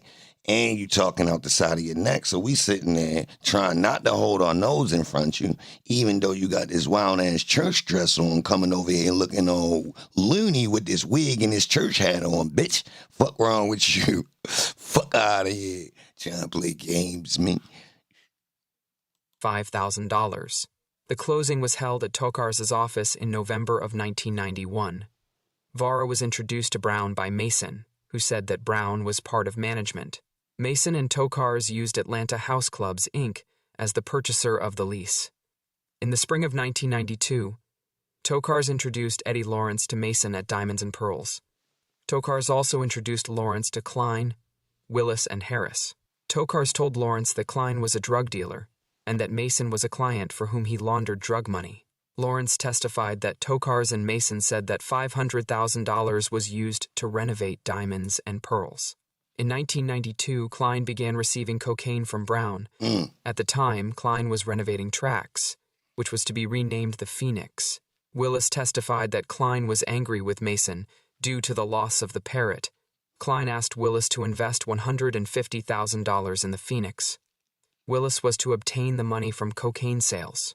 Klein told Willis that he had a white friend that was an attorney and judge that was advising him on how to invest his money in the right way. An attorney and was helping judge? him with the clubs, Oh. R63 to 2080. Oh. On August 5th, Klein told Willis that he had a white friend that was an attorney and judge that was advising him on how to invest his money in the right way. What? What? Now, Joanna, correlate that phrase right there to the YSL trial. How does it work? Like, could you see something like that? Like, what? All right, if we got this level, let me rephrase my question. If we got this level of corruption going on in the late 80s, early 90s with judges, drug dealers, club owners, you know, politicians, everybody, what we watching now? It's evolved now. Yeah, well fine-tuned, way more players involved. If you notice, this is a little loop right here, right? Yeah, well, technically, if you listen to this loop of people, technically at that time period, they probably, they are monopoly. If you listen, this group is a monopoly. Why I'm upset? Oh, no, you switching up again. I ain't mad at you, Joanna. Keep up. I think you still back. You must be. And was helping him. him with the clubs, R63 to 2080.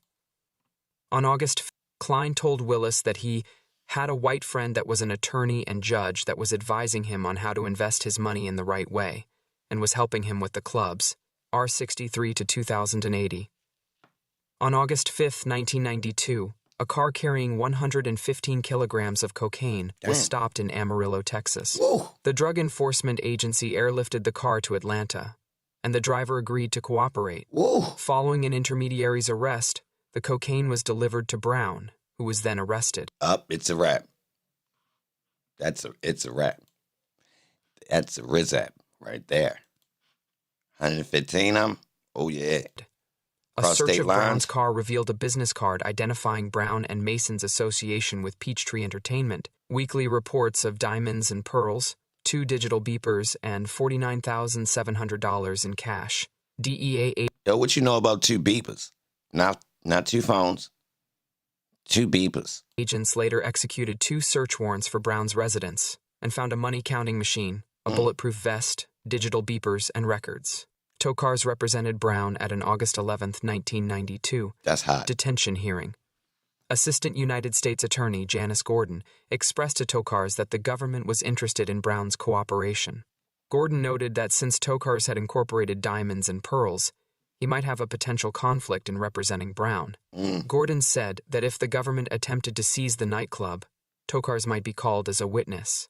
Mason represented to the DEA and IRS agents that he was the 100% owner of diamonds and pearls, and that Brown only served as the doorman and handyman for the club. Oh. Mason was then subpoenaed to produce all records of the club. When Tokars learned about the subpoena, he referred Mason to another attorney. Tokars later told AUSA Gordon that Brown had fired him.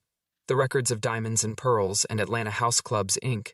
were also being sought in connection with separate civil litigation. James McCreary, an attorney for Twilight's Inc., requested that Tokars provide Twilight's with information about Atlanta House Clubs, Inc. and its operation of Diamonds and Pearls. Contrary to Mason's assertions to the DEA and the IRS, Tokars claimed that Atlanta House Clubs, Inc. did not exist, was defunct, and had no assets. Tokars said that although the liquor license was obtained in the name Atlanta House Clubs, Inc., the actual company was Diamonds, Inc., which Tokars claimed was owned by Mason. Twilight sued Atlanta House Clubs, Inc. and Mason and Klein for failing to pay the additional $50,000 required for the purchase of Zazu's. At the time of the default, Jeff Ganick, Twilight's attorney, advised his client to liquidate the nightclub, but when he discovered a liquor license advertisement by Atlanta House Clubs, Inc.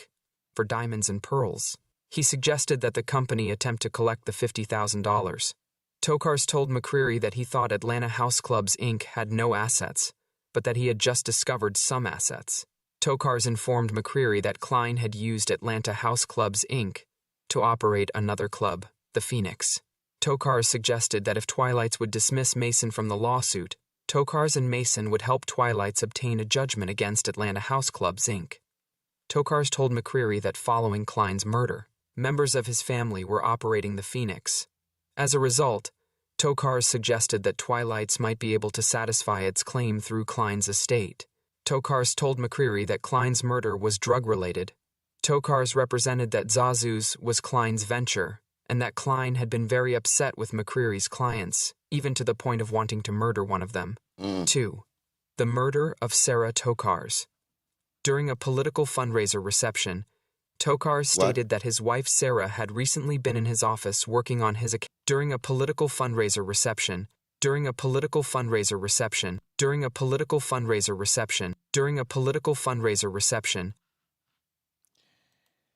Yep.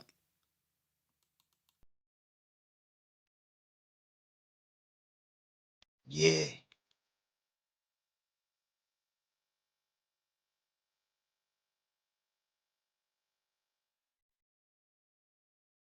Original. Yo, don't come in here and restate facts. You wasn't talking about this till we was talking about it. Don't come in here now. Fuck you. Don't come in here restating facts, bitch. This is the story we covering. Ain't nobody else covering this right now. So don't come in like, oh yeah. Don't do that. Fuck you. Run along.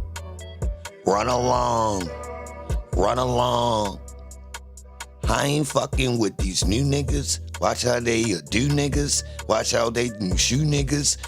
Who's you niggas? Who niggas? You the few niggas. Two niggas. We gon' fight. Two niggas. Ain't fuck with these new niggas. Can't fuck with these new niggas. True niggas. The true nigga.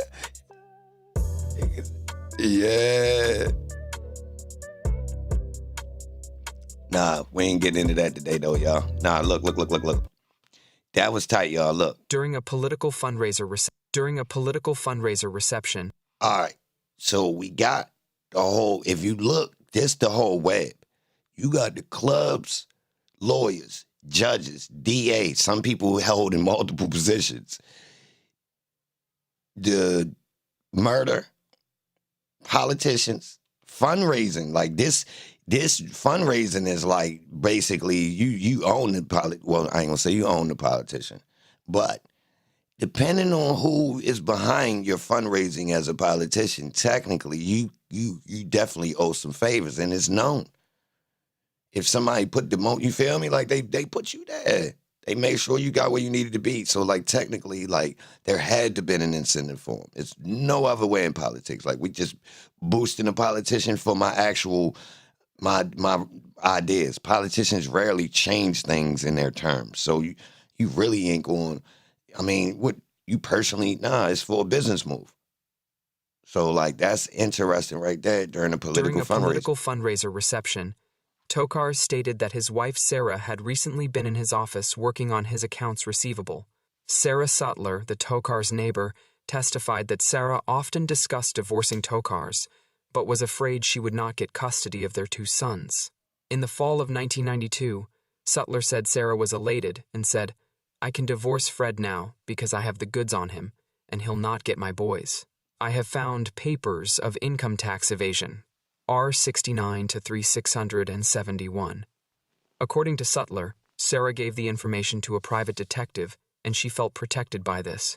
In 1991, Lawrence employed Yancey in the construction business. Lawrence knew Yancey to be a cocaine dealer. Yancey asked Lawrence for $20,000, but Lawrence, who did not have $20,000, gave Yancey only $10,000 to purchase cocaine. Lawrence said that they could resell the cocaine and make the remainder of the $20,000. Lawrence advanced the money, but the plan failed.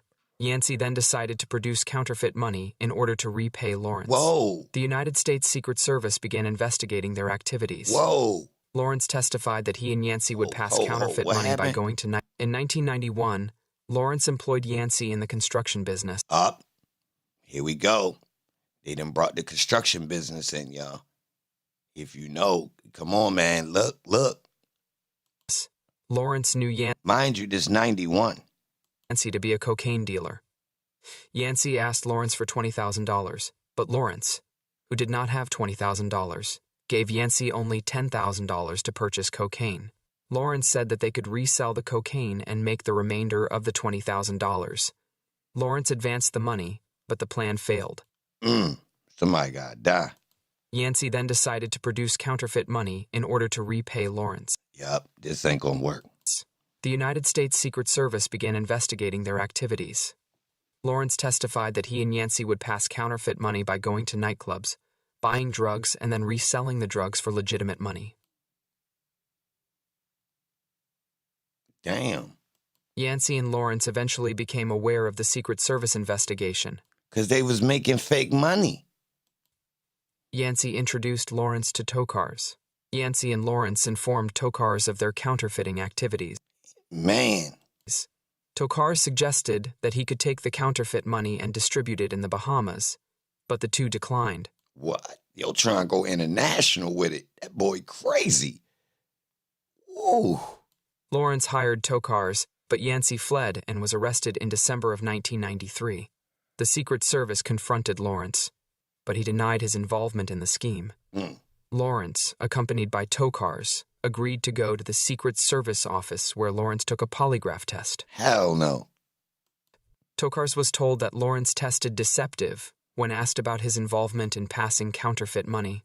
Lawrence testified that he and Tokars then began conducting a money laundering business. What? The two used Lawrence's construction business as a front, and also incorporated several other businesses that were used to launder money. Lawrence solicited drug dealers by going to nightclubs. Oh, yeah. Tokars advanced approximately $70,000 to Lawrence for operating expenses. You find the drug dealers at the nightclub. Okay. Tokars discussed with Lawrence how he used offshore banks to launder money. In late July or early August of 1992, Tokars asked Lawrence if he would kill somebody. Yeah. In mid-September, Tokars asked Lawrence to kill his wife Sarah because she wanted to divorce him and take everything. In another discussion, Tokars told Lawrence that Sarah wanted the house and his money. Lawrence advised Tokars, let her have it, saying that he could always get that back. R65 rands minus 2,700. According to Lawrence, Tokars stated that he worked too hard, he went to school at night, and she never did anything. All she ever did was spend his money, and that he wasn't going to give it to her. He would kill her first. ID. During a later discussion, Lawrence asked about Tokars' children. Lawrence recalled that Tokars said, they will be all right. They will get over it. They are young. They will get over it. R65 2,700 to 01. Lawrence testified that Tokars just wanted it done and said that she was putting pressure on him and he wanted to kill her. That was what he wanted to do. He wanted her dead. 1. Tokars first indicated that the murder should occur in his office because he could cover it up due to his influence in Atlanta. Whoa. Lawrence would not agree. Whoa. 1. Tokars first indicated that the murder should occur in his office because he could cover it up due to his influence in Atlanta. Whoa. What y'all think about that? That's pretty interesting, right? And mind you, this Atlanta in the 90s, early 90s, y'all. 92. So, you understand? Like, come on, man. I ain't playing this for no reason. If you smart enough to catch on, yeah. Lawrence would not agree. Tokars then decided it should happen in their home so it would look like a burglary. Tokars offered to pay Lawrence $25,000 plus a portion of the life insurance proceeds. In August of 1989, Tokars had increased the life insurance proceeds on Sarah from $250,000 to $1,750,000. Oh, he was going to jail. That's hot. You going to jail about that. Tokars continued to pressure Lawrence to kill Sarah, going so far as to threaten to destroy Lawrence's business if he would not comply. Lawrence testified that Tokars said that he did not care who did it. Lawrence contacted Curtis Rower and offered him $5,000 to commit the murder. Rower agreed. On the Monday or Tuesday prior to Thanksgiving of 1992, Tokars informed Lawrence that Sarah would be going to Florida and that he wanted her killed when she came back. Tokars was scheduled to be in Alabama meeting with a prisoner at that time, so he would have an alibi. Sarah's father testified that Sarah and the 2 children drove to Florida and arrived on the Tuesday before Thanksgiving, and that Tokars flew into Tampa the same day. Tokars returned home on Saturday and requested that Lawrence meet him the next day. Lawrence met Tokars at his law office, and Tokars informed Lawrence that Sarah had already left Florida and would arrive in Atlanta around 8 or 9 p.m. Tokars checked into a Montgomery hotel and called his answering service to leave the number where he could be reached in case of an emergency. That same day, there were many phone calls involving telephones associated with Tokars, Lawrence, Sarah's father, and the Montgomery hotel. The record demonstrates that Lawrence picked up Rower around 7 p.m. Rower was equipped with a sawed-off shotgun. What the hell? Lawrence left Rower at the Tokars' residence and instructed him to kill a white female about age 40. Lawrence drove to a neighboring subdivision to wait. About 2 hours later, Lawrence saw Sarah's white 4Runner vehicle driving off the road. Rower got out of Sarah's vehicle and ran toward Lawrence. They then drove to Atlanta because Rower wanted to buy some drugs. Whoa. Rower testified that when Sarah arrived home, he made her get back into her vehicle and leave to take him to Atlanta. Rower claims that they pulled over, that Lawrence approached, and that Lawrence grabbed the gun, which went off. What? Stipulated testimony indicated that Sarah died from a gunshot wound to the head, delivered from a distance of approximately 1 foot or less. Sarah's 2 small children were in the vehicle at the time of the murder. Wilbert Humphreys, a money launderer, was in custody in Montgomery, Alabama, in November of 1992. He was surprised to receive a visit from Tokars on the Sunday after Thanksgiving. At the jail, Tokars asked Humphreys to sign some papers. Humphreys attempted to talk with Tokars about the case, but Tokars talked to me very brief, like he was in a hurry or something. R66-3035. This meeting lasted only about 10 minutes. On the Monday following the murder, a cousin of Sarah's, Mary Rose Taylor, contacted Sarah's sister, Christine Ambrusco, asking her to find the papers of Tokars that Taylor had asked Sarah to copy. Taylor went to Ambrusco's house, found the documents, copied them, and delivered them to the police. These records reflected offshore bank accounts in the Bahamas and a Class B licensed bank, issued by Montserrat. Ambrusco testified that Sarah requested that she keep the documents in a safe place and give them to the police if anything happened to Sarah. According to Ambrusco, Sarah wanted to divorce Tokars, but was concerned that he would take the children. Ambrusco also said that Sarah was very scared and intimidated. RR68-35 sister Gretchen, according to Sarah's sister, Gretchen Ambrusco Schaefer, after the murder, Tokars appeared very anxious, and he was making loud noises, kind of moaning and saying, "I'm so afraid" and "I'm scared," in a loud tone of voice, very nervous appearing. R67-3200 and 2008.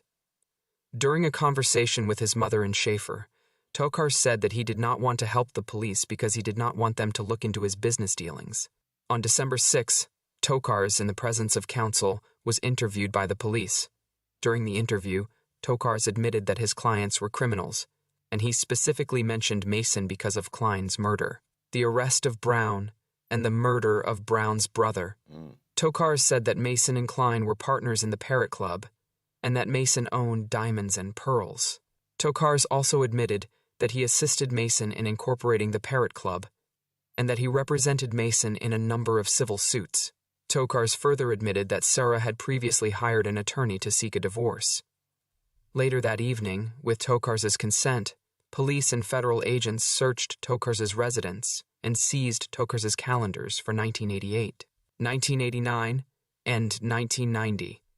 Lawrence was arrested on December 12 for writing bad checks. He was questioned about Sarah's murder but denied involvement. Lawrence was released but then was charged for writing another bad check. While Lawrence was again in custody, a private investigator for Tokars questioned him about the murder. On December 20th, the police again interviewed Tokars regarding why he never previously mentioned his connection with Lawrence. Tokars claimed that he had discussed their corporations and that all of his dealings with Lawrence were matters of public record. Tokars described Lawrence as a business partner, and he acknowledged that he met Lawrence in connection with the Secret Service's investigation of Yancey. Tokars mentioned that Mason was an ongoing regular client of mine, RR69-38 Dorrance and Rower, on December 23, 1992. A police officer called Tokars at Sarah's father's home to inform him of the arrest. Tokars simply said, "Okay, R67, rands minus 3162. Sarah's father, Dr. Ambrusco, recalled that Tokars had no reaction to the news. Following the call, Dr. Ambrusco asked Tokars to tell the family about Lawrence. In response, Tokars stated that he did not believe Lawrence was involved. Neil Wilcox, Sarah's brother-in-law, testified that during a conversation with Tokars later in the evening, Tokars kept repeating to me that he was worried about the police making a deal, R67 to 32 and 16. Tokars claimed that the police were using these guys to get to him, and he was worried about the police making a deal for their testimony against ID. On Christmas Eve, Tokars failed to go on a family outing to Busch Gardens. As time passed without contact from Tokars, Dr. Ambrusco became worried. He went to look for Tokars and found him unconscious in his hotel room. The police found a suicide note. Tokars survived this suicide attempt.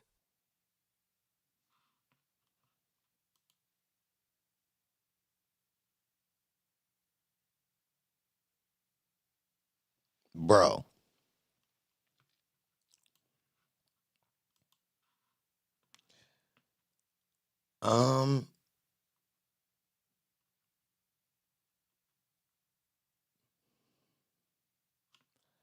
Yeah.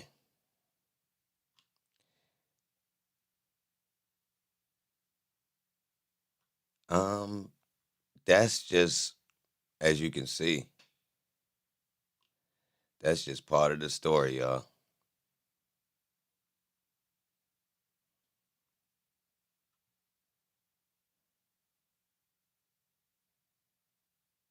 This links to Detroit too, y'all. And is linking Detroit in Atlanta, y'all.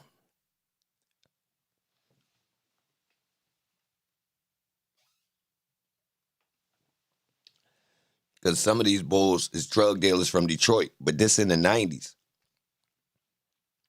Who know about the dude that was in Atlanta from Detroit that was jamming, that got chipped off, that BMF allegedly, well, that Meech and him allegedly smoked in Atlanta?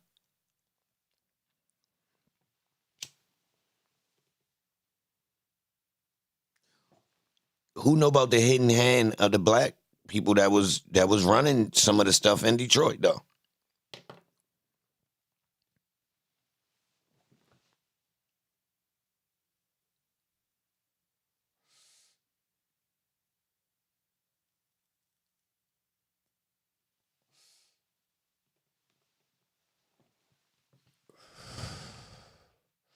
So this story get crazy. So they talking about, it's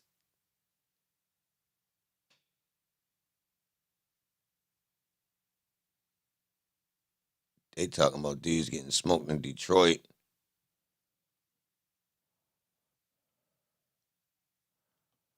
Yeah, this serious.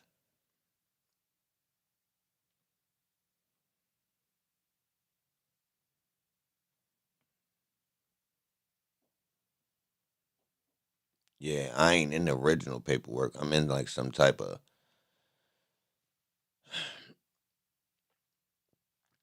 I'm in like a I think he was trying to get something overturned.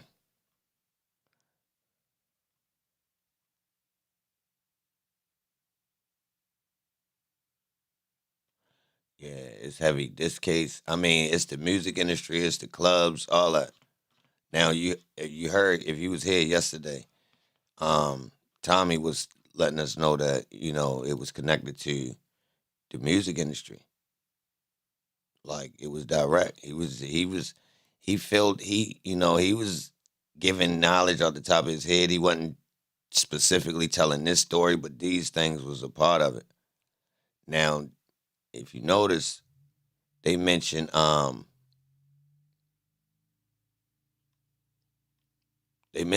Howard,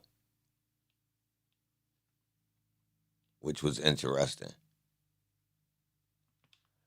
They mentioned Paul Howard.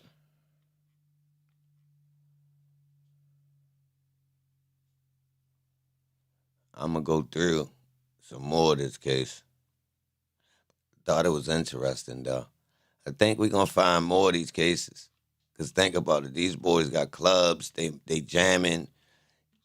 It's got to be some more to, like, you feel me? It's going to be more once we look into it. Because really, we coming from the angle of this the person that was the lawyer. So we got to look into the actual criminals. This coming from the lawyer's angle. I want to see what some of these actual guys, what was really going on with the main story of the dealers and the dudes that's actually from Atlanta. You know what I mean? Because from New York or something, which is interesting too. But yeah, y'all, that's what I was doing, man. I was just in the cut going off reading that. It seems like it's a lot of stuff written about Sarah Tokars. So, here you go. Another victim of the Tokars murder decades later. What? The youngest of Sarah Tokars' 2 boys has died. What? What happened? In 2020, 8 years ago, an aunt of Mike Tokars contacted me to see how he might be able to break into the world of journalism. I tried it out. Hold on.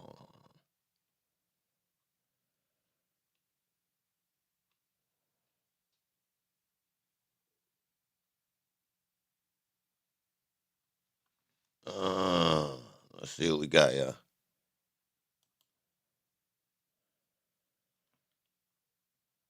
Of course.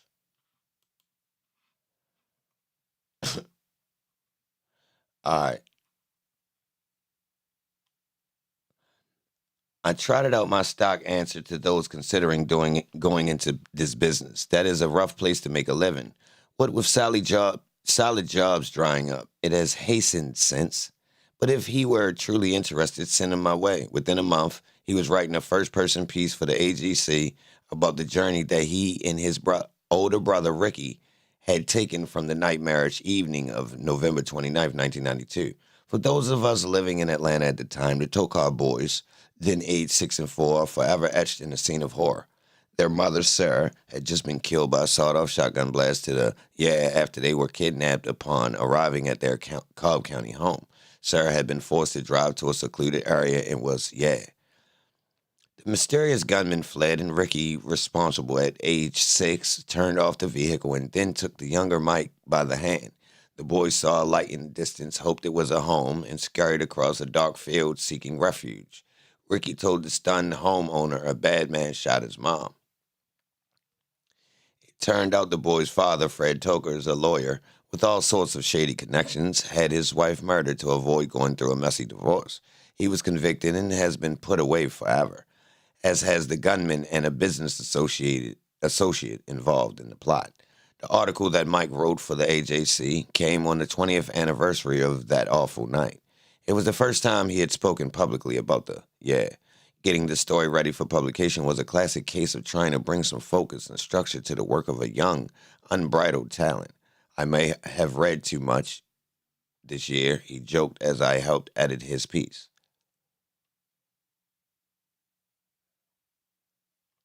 He started it by writing about the heavy and personal nature of this assignment and how he was pacing and chain-smoking as he pondered talking to his brother about their mom. Mike told me he still hated his father, but the story he wrote turned out to be a warming, loving embrace of his grandfather and Sarah's 6 surviving sisters, who helped raise him and Ricky to become fine young men. It was headlined, "We Survived, thanks to 6 amazing aunts." I knew the aunts from having covered that story intensely for several months. They were a formidable lineup. The 6 blonde Ambrosco sisters were part of a strong, tight-knit family who did well to put the boys up from terror and despair while raising them in Bradenton, Florida. Ricky went on to become an emergency medical technician, and Mike got a scholarship to prestigious Columbia University in New York and earned a master's degree in journalism. Wow. Robin McDonald, a former AJC colleague, wrote a recommendation to Columbia saying he knows how life, whether it is politics or sickness or circumstance, can impact lives and what it may take to survive. that gives him an empathy and an insight into others, and that, I think, is invaluable. And Mike wants to tell those stories. A few years ago, I saw Mike was writing for Christian Science Monitor. It seemed a happy end to his passage. But late last year, I got an odd yet polite request from Mike to take down from the internet the 6 Amazing Aunts story because it had caused a considerable amount of grief for him and his family. Yet it was once a story that brought him immense pride. It turns out his was not to be a happy ending. Although he wrote a couple of books and bounced around the industry, he struggled to break into the world of writing enough to earn a living. He had worked in New York and some in Los Angeles. Last month, on a crazy whim, he took a shot at driving from Florida out to California to reinvent himself. He brought his yellow lab, Frank, with him.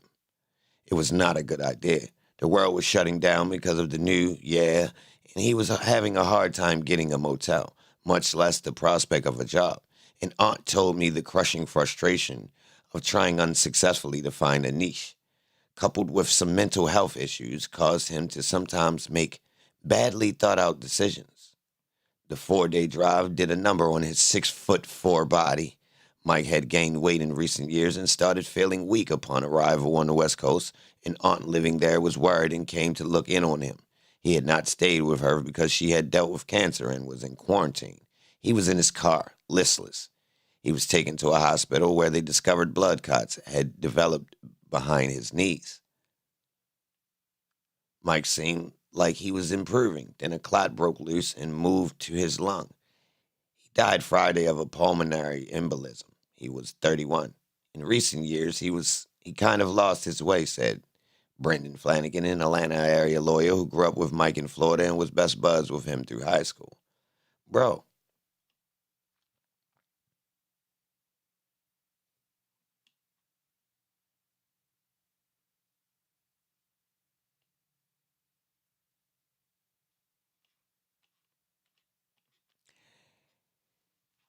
When? Well, I will say this. They exploit stories of this community just like they do us. Because you mean to tell me you rerun the story and then get Holmes turned up like he really a goddamn a writer. Also, Holmes don't smoked himself because they pumped him up, y'all. Y'all peep that?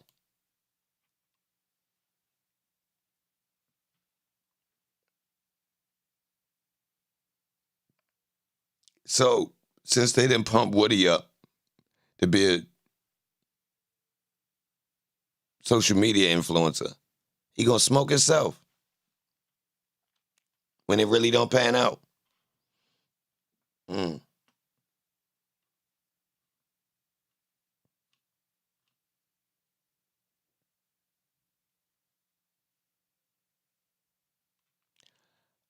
Mm.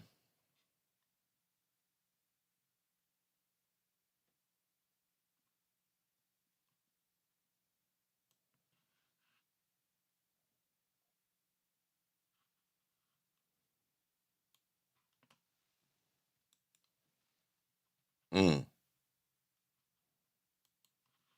Hold up, y'all. Hold on, let's see. Let's see what we got. Hold on, y'all. It's Saturday. We coasting.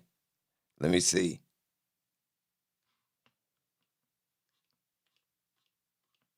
Let's see what we got here. Bruce Harvey has mastered the look of slight disgust. He cants his head toward the floor and then slowly looks up, lips tight, dark chocolate eyes narrowed with contempt. What? His wife says he really is not scowling like this all the time. He is just squinting. His eyesight sucks. "What are you doing calling my wife?" he asks, sensing an ambush here in the building lobby. His manner is so posture perfect, so loaded with kinetic potential, that one is instinctively compelled to stand a little straighter, clear the cobwebs, and lean into him a little. To argue. Harvey loves to argue. He is a lawyer, and when he is arguing and things don't go his way, he reacts. Sometimes he objects until the judge just blocks him out. Even at 43, he will still stomp out of the courtroom or kick his chair. But in the old days, he might physically lunge at the prosecutor or a judge. It took him a long time, he admits, to figure out that he can pound the table and scream, "You're lying," as much as he wants, and the witness is still going to say, "No, I'm not." This visceral reaction has gotten him held in contempt many a time, inducing more than one judge to throw him in jail. A stadium cop once arrested Harvey when he refused to divulge how he had gotten into Ted Turner's private box at a Braves game. What? Harvey had earlier accepted the tickets from a complete stranger, perhaps a future client, he figured, and so invoked attorney-client privileges. The cop bowed up, and then I bowed up. And then both Harvey and his That was a play. Hell no. wife went to jail. What? The tickets were Hell no. stolen. Y'all This been is a running guy who plays. once even got into a scrap at his local tavern.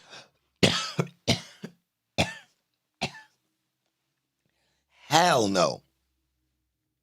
That's a fucking play. That's a play.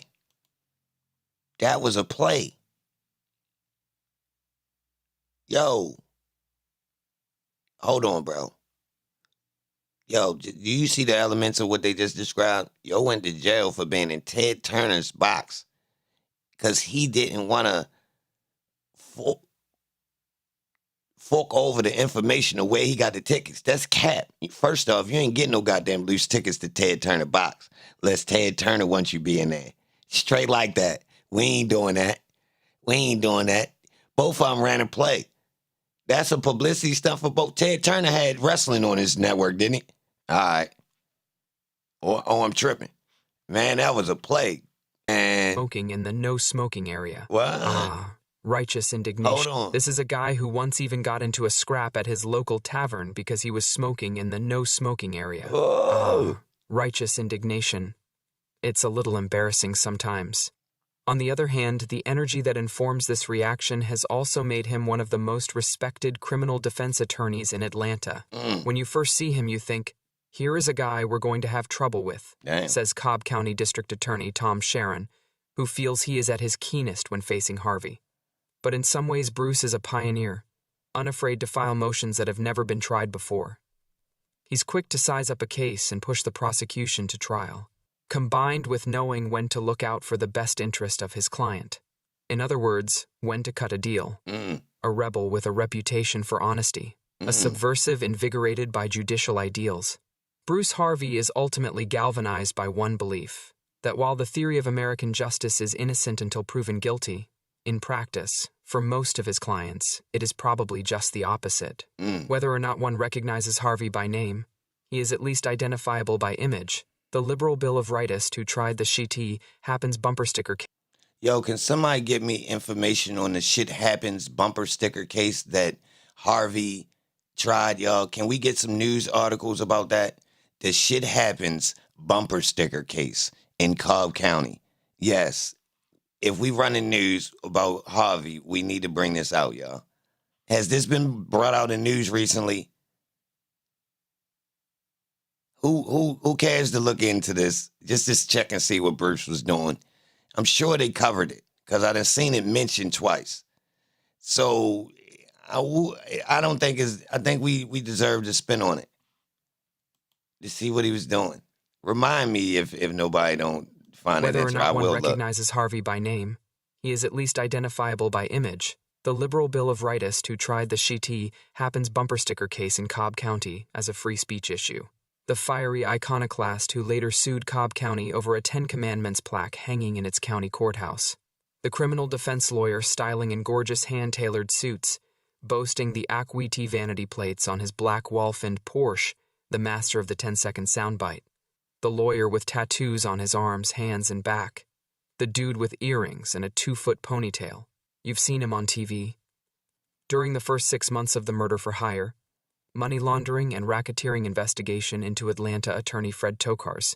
As Harvey was jousting with the sovereign in both federal and state courts, he appeared regularly on the evening news to proclaim the innocence of his client, Eddie C. Lawrence, accused of arranging the hit on Tokars' wife. Sarah, by nature, lawyers love such publicity. It is good for business. But right now Harvey is not so sure. He is standing outside a classroom in the Georgia State Law School. ready to teach after a full day at the office. Whoa. His students, many of them future prosecutors eager to learn how the enemy thinks, love What? Oh, man. He was teaching the ops. him. He has a cocksureness that subserves Whoa. trouble and seems like A cocksureness. That's one word?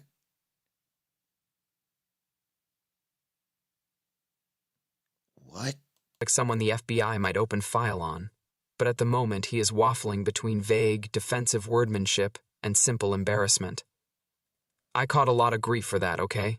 He says, referring to a 1989 Fulton County Daily Report profile, which revealed that Harvey, who was then making a name for himself by debunking the reliability of DNA evidence, had a propensity for self-myth-making and glorious tall tales. L just don't need all that shit dug up again. But as he leans back against the wall, the look of slight disgust dissolves into a toothy grin, and Bruce Harvey deflates for just one moment.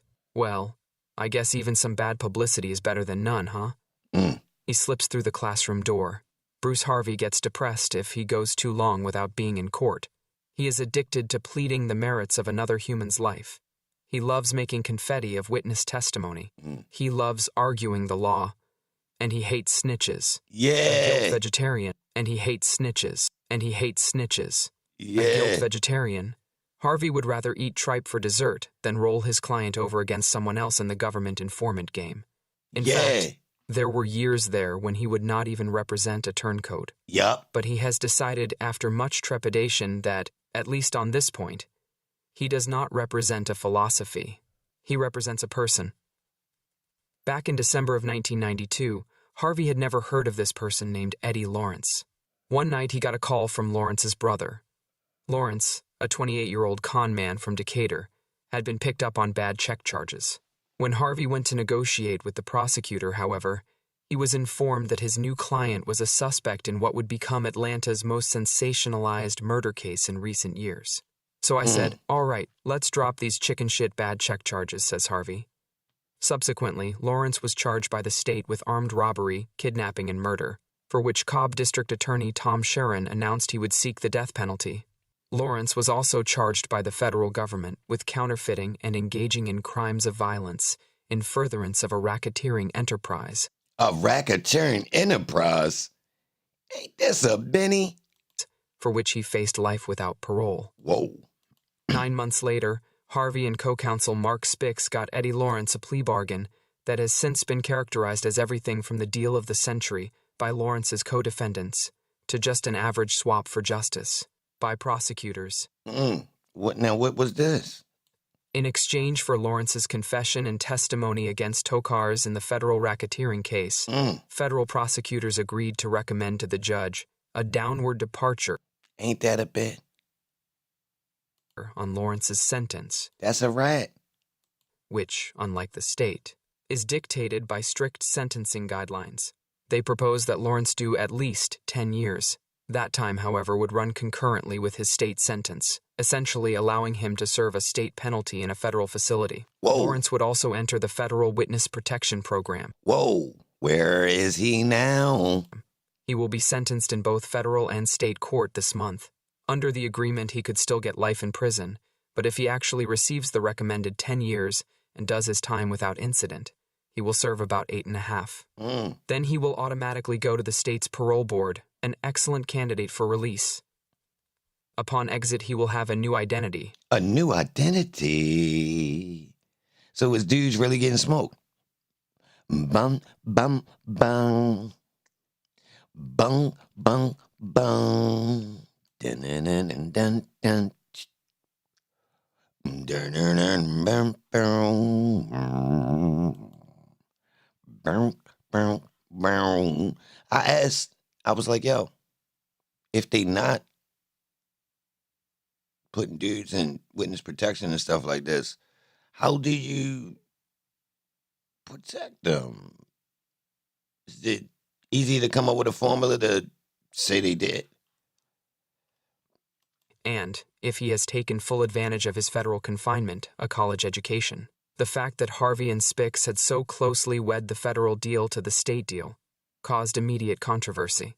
Attorneys for Curtis Rower, the confessed triggerman, wanted Lawrence to testify about what he received from prosecutors. Tokars' chief attorney, Jerry Froelich, accused federal prosecutors of being agents of the state, of capitulating to District Attorney Sharon, who had difficulty getting an indictment on Tokars until Lawrence pleaded out. There was even, according to Harvey, pond scum speculation that he and Spix had shown Lawrence documents that would help his story conform with what prosecutors wanted to hear. Given that this case was blown way out of proportion to begin with, everything became hyperbole, says Harvey, who admits that no matter how good the deal may be, he was simply playing to the hilt, the hand he was dealt low begin with. He had started out in the catbird seat and stayed there. I was never the shooter. I was never the instigator. They had the shooter, and they wanted the instigator. I'm right there in the middle the whole time. Harvey's personal favorite was A Motion for More Justice and Less Surprise, a humorous title disguising a very serious and successful bid for state files in the case. Eddie Lawrence testified in federal court last March that Fred Tokars contacted him to find a hitman who would kill Tokars' wife, Sarah. Lawrence's testimony played a key role in Tokars' subsequent conviction on 8 federal counts, including charges related to Sarah's murder. Sarah Tokars, a Cobb County housewife, was killed in November 1992 in front of her 2 young sons. Curtis Rower admitted to being the hitman but said he had been hired by Lawrence. Most likely, Lawrence had wanted to point the finger at Tokars. Hey, yo. So if you're a white lady that got kids and you don't got a job, you're a housewife. But if you're a black woman that got kids and don't got a job,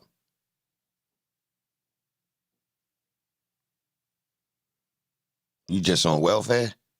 Damn, that's crazy. From the beginning to strike a deal, but Harvey held him back. Not to go to trial with Eddie was the hardest decision I ever made, says Harvey. The publicity would have been enormous. He was also... Hold on. See, where my black women at? I don't be getting enough credit for when I just randomly defend the whole race of black women. Like, really. But that's important, what I just did. And I don't even be getting no credit. You would think I would be getting some... No, I ain't gonna lie. It's a couple of them that be looking out. But no, I'm talking about, like, it should be a big crowd on them. Real rap. Because, yo, that's heavy. And it's random. I ain't had to do that. You feel me? Guys be throwing them under the bus, trying to get views. That was just me being honest. But for real, I ain't gonna lie, yo, they need to step their game up when they being appreciated, because they be quick to try to throw a nigga under the bus. Yeah. There was a couple of ideas that y'all be, let me know. And it don't gotta be in no monetary type of, love. No. But still, I can't tell y'all hear me. convinced he had a triable case. Look, I can defend the shit out of someone they can't prove is guilty. Indeed, Harvey's reputation for arguing the inarguable was of concern to prosecutors, who knew they needed Lawrence's testimony to nail Tokars. But from the very beginning, Harvey prepared his case not as if he would eventually cut a deal, but as if he would go trial and win, says Attorney Guy Davis, a former gubernatorial... Let me say this to the ones that do be around, hold me down. I'm not talking about y'all. Y'all know it's some women that it should be some more around. Y'all know that. So I ain't talking about y'all. And I don't really do the down on the women thing. Unless they come in here, you know. And one of Harvey's 2 Republican friends. It is not unusual for him to represent a client who would plead not guilty if he got caught with 14 bank guards on his back and the die going off in his hand. Those people will find a willing advocate in Bruce Harvey. His former clients are indeed a roll call of nastiness. James Robert Caldwell, convicted of raping and murdering his 12-year-old daughter. Whoa. Harvey was hired by Chief Counsel Jimmy Berry to attack the reliability of DNA evidence, which theretofore was considered infallible. Harvey had a stress seizure during this trial. He's been a steady smoker ever since. Whoa. I'm not taking that case. Carlton Gary, the Columbus Strangler, who Harvey co-defended for free until his practice nearly collapsed. Cap. Harvey was so close to going broke at the time that book companies were suing him for the law books he had ordered. Cap. Mary Nash, a nursing assistant convicted of incinerating an 80-year-old woman in the woman's own home. What? Yo. while her 82-year-old husband crawled out of the burning house screaming, "I love you."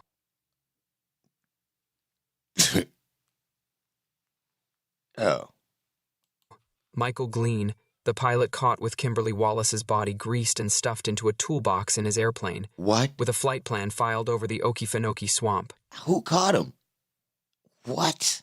Harvey helped pal and fellow ACLU attorney Michael Hauptman defend Walter Leroy Moody, convicted of blowing up with mail bombs, both a federal judge and a civil rights lawyer. He was one of the first attorneys appointed for Christopher Drogul, alleged mastermind of the BNL bank scandal. Okay. And though he does a little civil work and represents the occasional celebrity like singer Bobby Brown, accused of letting his bodyguard assault someone, Harvey's specialty, his most lucrative... Yo, I would love to get the transcripts from the Bobby Brown trial. business is representing drug dealers. So is there anyone this guy will not defend? Well, yes and no. Several years ago, Bruce Harvey vowed never to defend another child molester. Fact. The state had called a girl of about 8 to the witness stand. Her eyes sparkled and she was small and cuddly, save a bad case of gonorrhea. Whoa. He approached her gently, setting up his cross-examination with innocuous references, Low Christmas and Santa Claus. But at the first mention of his client, her eyes just died. And in that 1 second, Harvey knew that she was telling the truth. His client was guilty. I decided right then I didn't have the stomach to cross-examine children anymore, he says. Nonetheless, last February, he once again found himself trying to tear apart a kid on the witness stand. God damn it. Harvey's client is Harold Miller, a DeKalb County attorney facing child molestation Bro.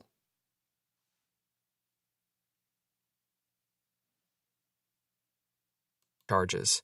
The alleged victim, Corey, is a 13-year-old loner from a broken home who had moved into Miller's neighborhood and befriended his 2 children.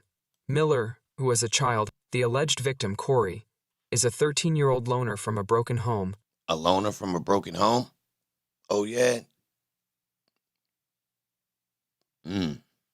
Like Woody. Who had moved into Miller's neighborhood and befriended his 2 children.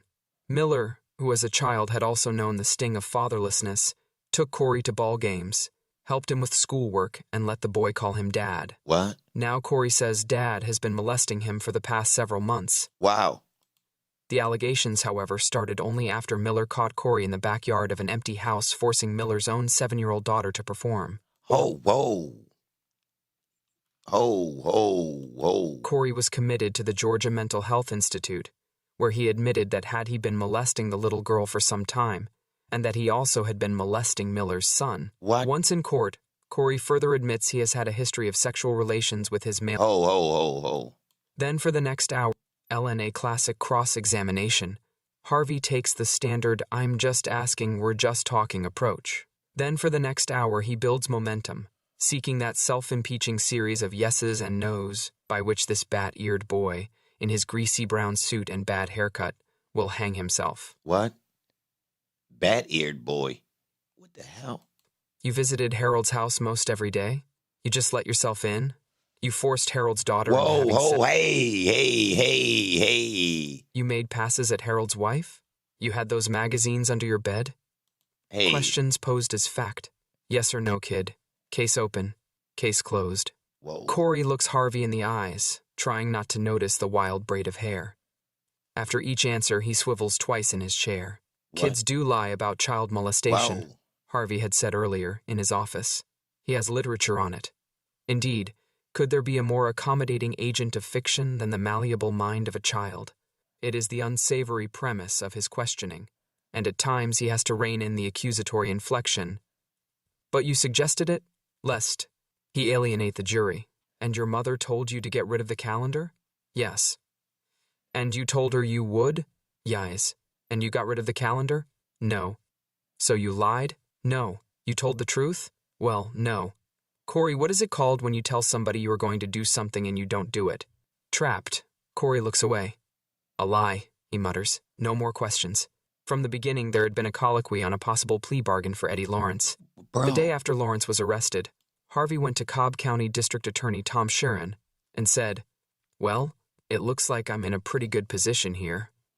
While the media was focusing public attention on Fred Tokars, Harvey and Spix made exhaustive efforts to keep prosecutors, investigators, and judges focused on their client, Eddie Lawrence. Harvey and Spix filed at least 85 pretrial motions, including a motion that would bar members of Sarah's family from the trial, and one to have the state flag removed from the courtroom because their client, a black man, found it offensive. Yeah. Harvey's personal favorite was A Motion for More Justice and Less Surprise, a humorous title disguising a very serious and successful bid for... More importantly, the relentless media coverage was hurting his client's chances of a fair trial. His strategy was to prove a bias in that coverage. With Tokars still free and Lawrence's trial fast, Harvey and Spix filed at least 85 pretrial motions, including a motion that would bar members of Sarah's family from the trial, and one to have the state flag removed from the courtroom because their client, a black man, found it offensive.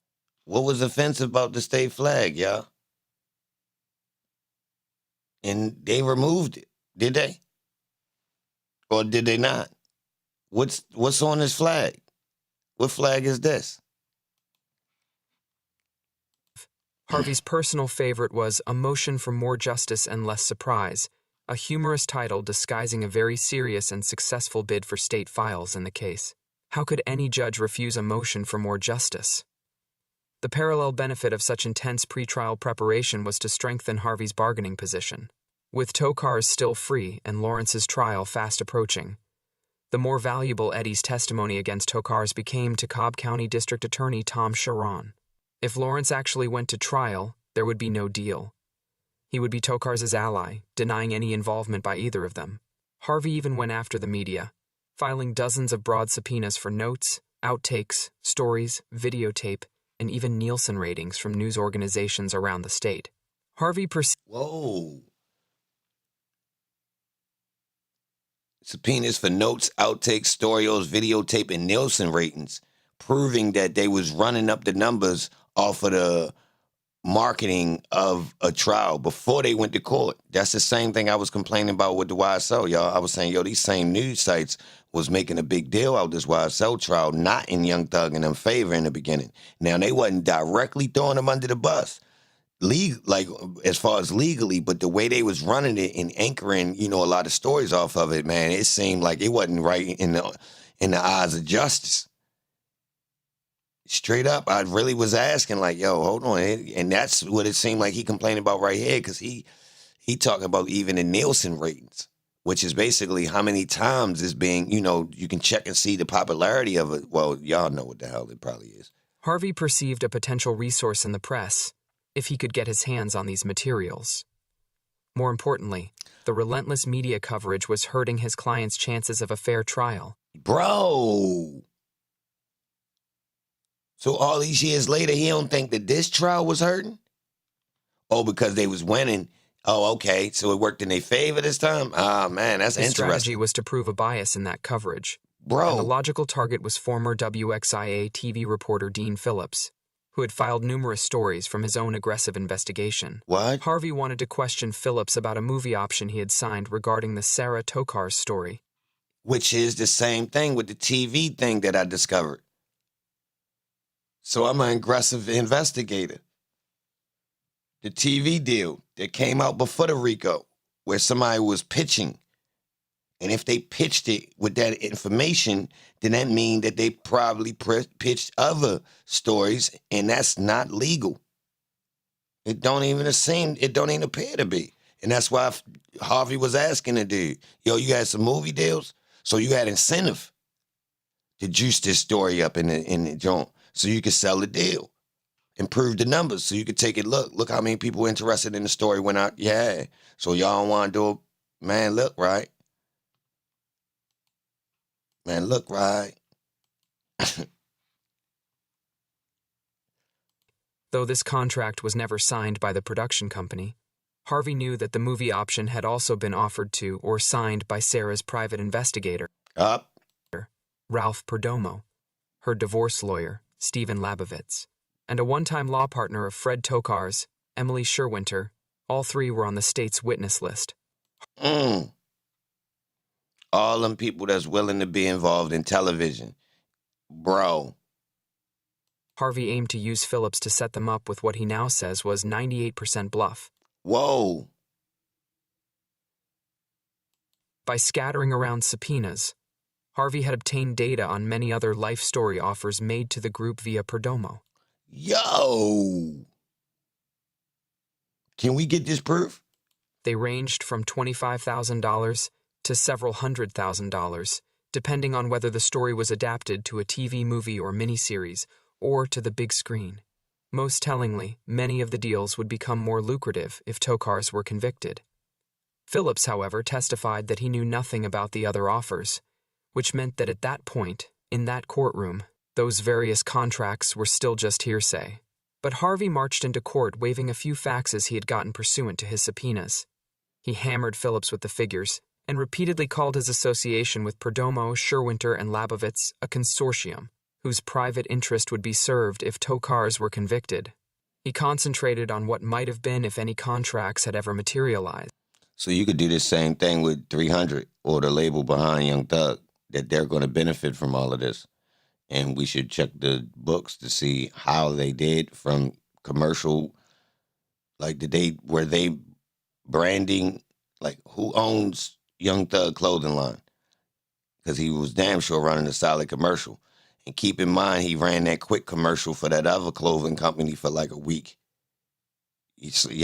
Remember he slid another company in the middle. Like, kind of in the middle of the trial.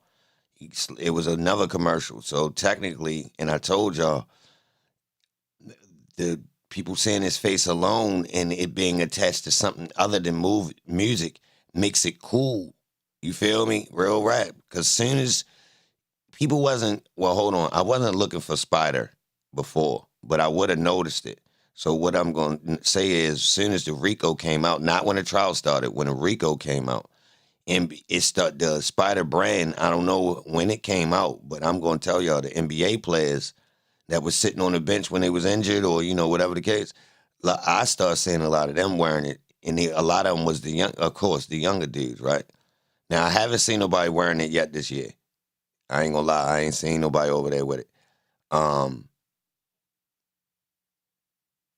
They real trendy, you feel me? So, you feel me? They be trying to switch up and they follow each other. So the NBA players be weird as shit with their fashion.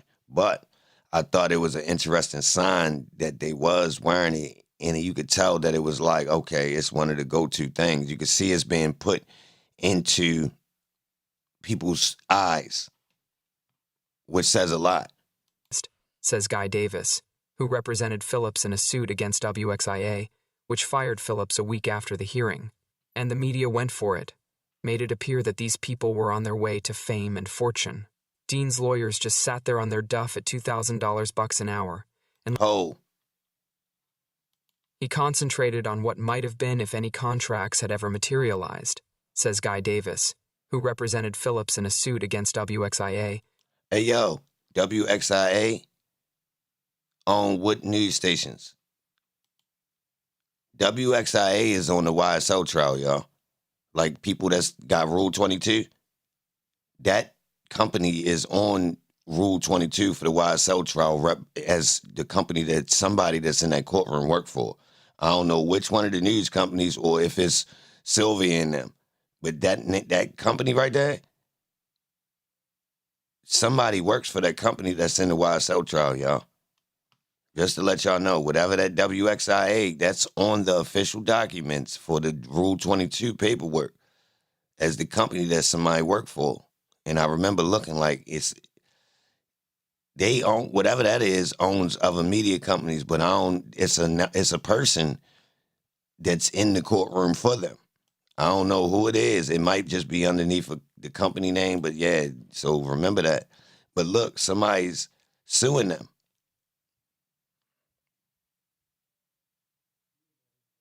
He concentrated on what might have been if any contracts had ever materialized, says Guy Davis, who represented Phillips in a suit against WXIA, which fired Phillips a week after the hearing, and the media went for it, made it appear that these people were on their way to fame and fortune. Dean's lawyers just sat there on their duff at $2,000 an hour, and let me get all this out in front of the judge, the media, and everybody else. Dean didn't know anything about those other contracts. Hell, I think Dean even objected himself a time or two, says Harvey. When it was over, the reporting did not look so objective. Suddenly, the state's witness list was not so credible, and by discrediting witnesses who could be used against Tokars, Harvey had once again raised the value of Lawrence's testimony. At the time, the state had investigated Tokars for nearly 8 months, with no indictment. The molestation case goes to the jury on a Friday. Afterwards, Bruce heads for Manuel's tavern. He is a proud townie, and chases his doers on the rocks with laments over the lack of real neighborhood bars in Atlanta. Just another byproduct of white flight, he groans. Manuel Maloof drags his cane and a chair up to the table. When the old barkeep and legendary Politico sits down, his gut bunches up in his lap like a bullfrog's croaking sack. Manuel has a gripe about all the new DUI laws. The cops, they just sit outside waiting, he says. The DUI laws are killing me, to which Harvey replies, hell yes, make everything a crime. He knocks wood on the table. We love crime, he says sarcastically, half standing to toast the thought of more laws, more criminals, more work. Harvey lives law. We love crime, he says we love crime, we love crime, we love crime, we love crime, we love crime, he says sarcastically, half standing to toast the thought of more laws, more criminals, more work.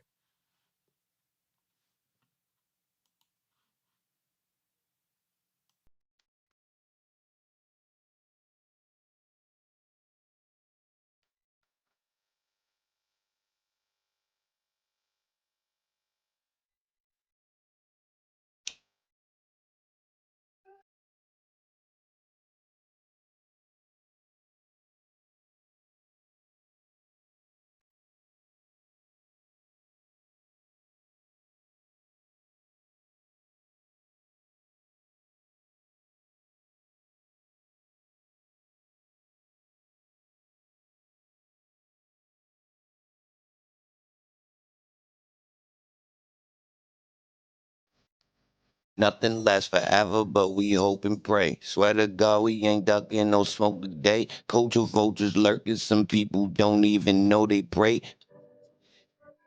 Kings off of a golden plate. Jeez. Yeah, that's crazy, yo. I ain't even gonna lie. Harvey said that, yo. Harvey lives law, breathes law, retires to his Candler Park bungalow at night after a long day in court and reads law. He really doesn't have time for many other dimensions, his wife Paige had said over the phone. Except for the scuba diving. Oh, and his Harley, which he got as retainer from a Hell's Angel, a client. Harvey believes that good criminal defense is the best way of squeezing justice from the system, one that he loathes for its blanket prejudices and biases, yet one which he embraces for its fundamental premise that it is better to let 10 guilty people go free than to convict one innocent person. He has to be good. Lazy defenders make for lazy prosecutors. And although every prosecutor in town might complain that Bruce Harvey is rude, few will tell you he does not know the law. Once, when he was just starting out, Harvey raised an objection in a small country courtroom, and the judge asked him, on what authority? Harvey knew that he was right, but he had no source, no law, no case that he could cite. He remembers feeling a tremendous guilt for this. Ever since then, he has kept a black book of legal scribblings. He refers to it constantly, carries it around like some talisman of super-preparedness. He comes prepared, and he is always straight up about the strengths and weaknesses of our case, as well as his, which is not a characteristic of all criminal defense lawyers, says DeKalb County District Attorney J. Tom Morgan, who prosecuted Harold Miller, the DeKalb County attorney who faced molestation charges. During his closing argument, Morgan had pointed at Harvey and urged the jury not to be taken in by one of the best criminal defense attorneys in the city. It's an image that Morgan sought to exploit. During the jury selection, for instance, one man stood up and said, well, Mr. Harvey, I have never met you, but I think you're just a con man who tries to get guilty people off on technicalities. Does he think the Constitution is a technicality? Harvey would ask. During the Miller trial, Harvey had hog-tied a narcotics expert with her own report. It concerned an ounce of green leafy material found in Miller's home during the GBI raid. But Harvey, who usually has a copy of High Times magazine in his briefcase, knows drug law. He especially knows that an ounce of weed has got to be an ounce of weed to be a felony. So he pursues issues of test sample size, water content, and other materials in the bag. The felony possession charge is later dropped when Harvey shows that, technically, the marijuana weighs 5/100ths of a gram less than an ounce. An elderly schoolteacher takes the stand. She says Miller's alleged victim, Corey, whom Miller happens to have caught forcing his 7-year-old to have oral sex. Yo, sorry about that. Whoa. Yo, just to let y'all know, by the time that grass done set in the in evidence, it done lost water weight, so it's gonna be less. So if you're talking about that type of line, if we going for a gram could save us, yeah, you can pull this type of move. And then you got other moves too. If they weighed it with the bag or without the bag, like if they not showing the bag's weight, you gotta clarify that. Like, you feel me? Or did they test it to see if it was even what they claiming it is? So it's a lot of things, stipulations on that. Hey, I was being nice to her, Harvey says, and swirls the ice in his scotch glass. There is an indigo star tattooed on the 4th digit of his drinking hand, a rough PH on the back of his other hand. Throughout the case, Harvey had also challenged the relevance of a lurid videotape seized during the raid of Harold Miller's home. It showed Miller alone, on his couch, ravishing a vibrator. Whoa. In pretrial, the judge admitted the tape as evidence of Miller's bent of mind and lustful disposition. What? But Harvey won an 11th-hour motion that prevented prosecutors from arguing that it corroborated any of Corey's testimony. Wow. Does he think his client is guilty? Of course, it does not matter what he thinks, says Harvey. Yet it is considered unethical for an attorney to put someone on the stand who he believes will perjure himself.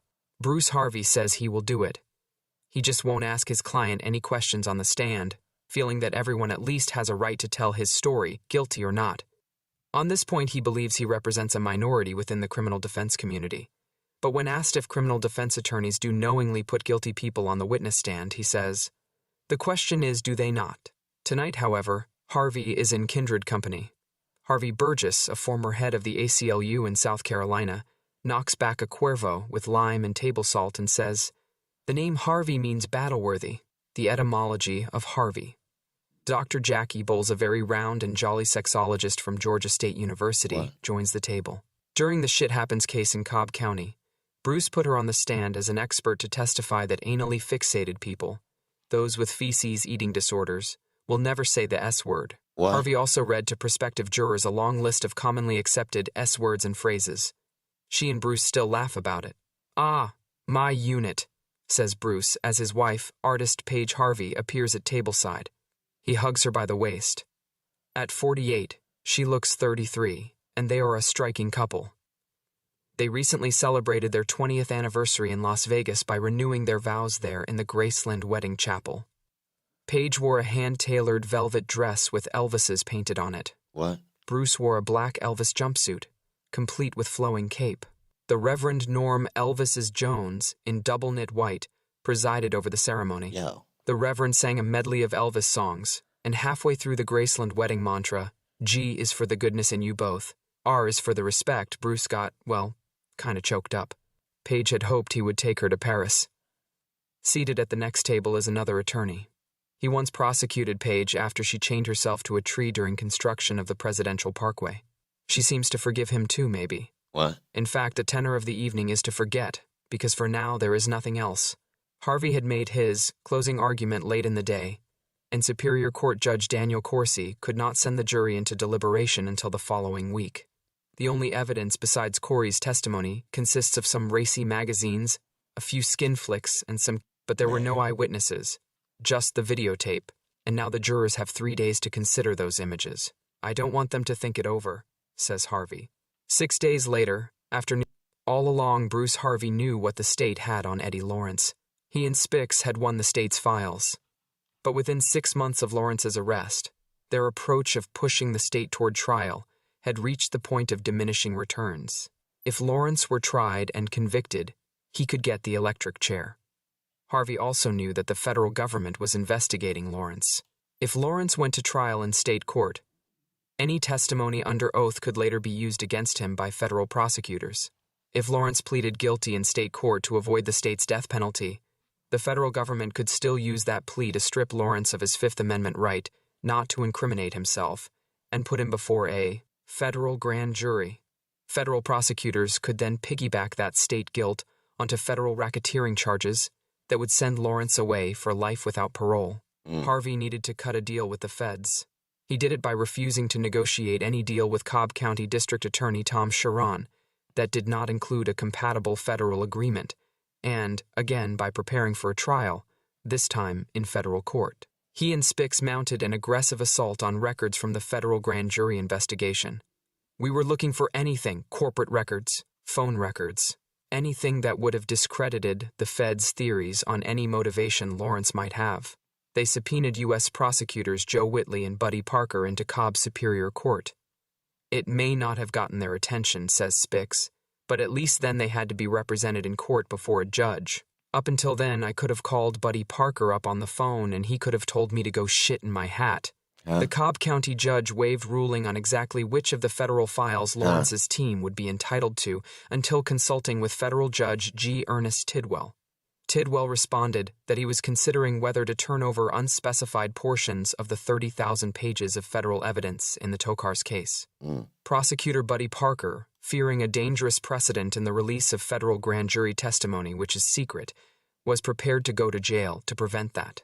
As volatile as Harvey can be, it may have been his amiableness off the court that kept the ball in play. I think it was back during the Glean case, recalls Sharon of his first encounter with Harvey.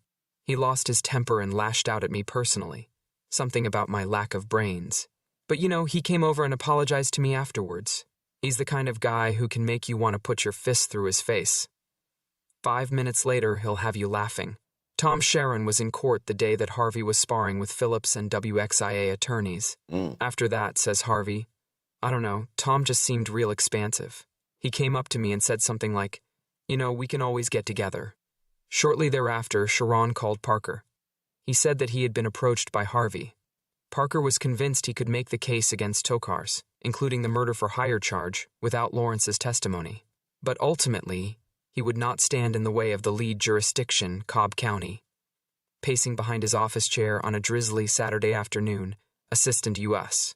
Attorney Wilmer Buddy Parker III gets agitated at suggestions that the federal government capitulated to state interests. Is it a good deal that the federal government has made a downward departure recommendation on sentence? Yes. Is it a good deal that they got the federal sentence to run concurrently with the state sentence? Yes, he says. But what came out in the paper was like the government was going to send Eddie Lawrence to Harvard. Lawrence has still pleaded guilty to the stiffest crime I could have ever charged him with. There is a huge photograph of Sarah Tokars against one wall of Parker's office. Her smile is as toothy and white as those of the two boys at her side, who were in the back seat of their mother's 4Runner the night Lawrence's hitman, Curtis Rower, blew off the back of Sarah's head with a shotgun. The boys... Yo, did they need this? Did they set this play up and they used it? Because you got, all of the pieces you need. Like, look how they making this lady murder a big spectacle. You know what I mean? Connected to the corruption in Atlanta. Could not ID Lawrence at the scene. Rower says he was there. Lawrence denies it. In March, Parker began prosecution of Tokars on federal racketeering charges, which included making intrastate phone calls to arrange his wife's death. The actual murder charge, however, had been dropped. Because the federal government has capital charges only for very specific high crimes, such as assassinating the president, Parker could never have sought the death penalty for Tokars. Yeah. Tom Sharon, however, can and will seek... So Birdman should have been charged in the RICO, because they called his phone after the tour bus and he wasn't in Atlanta.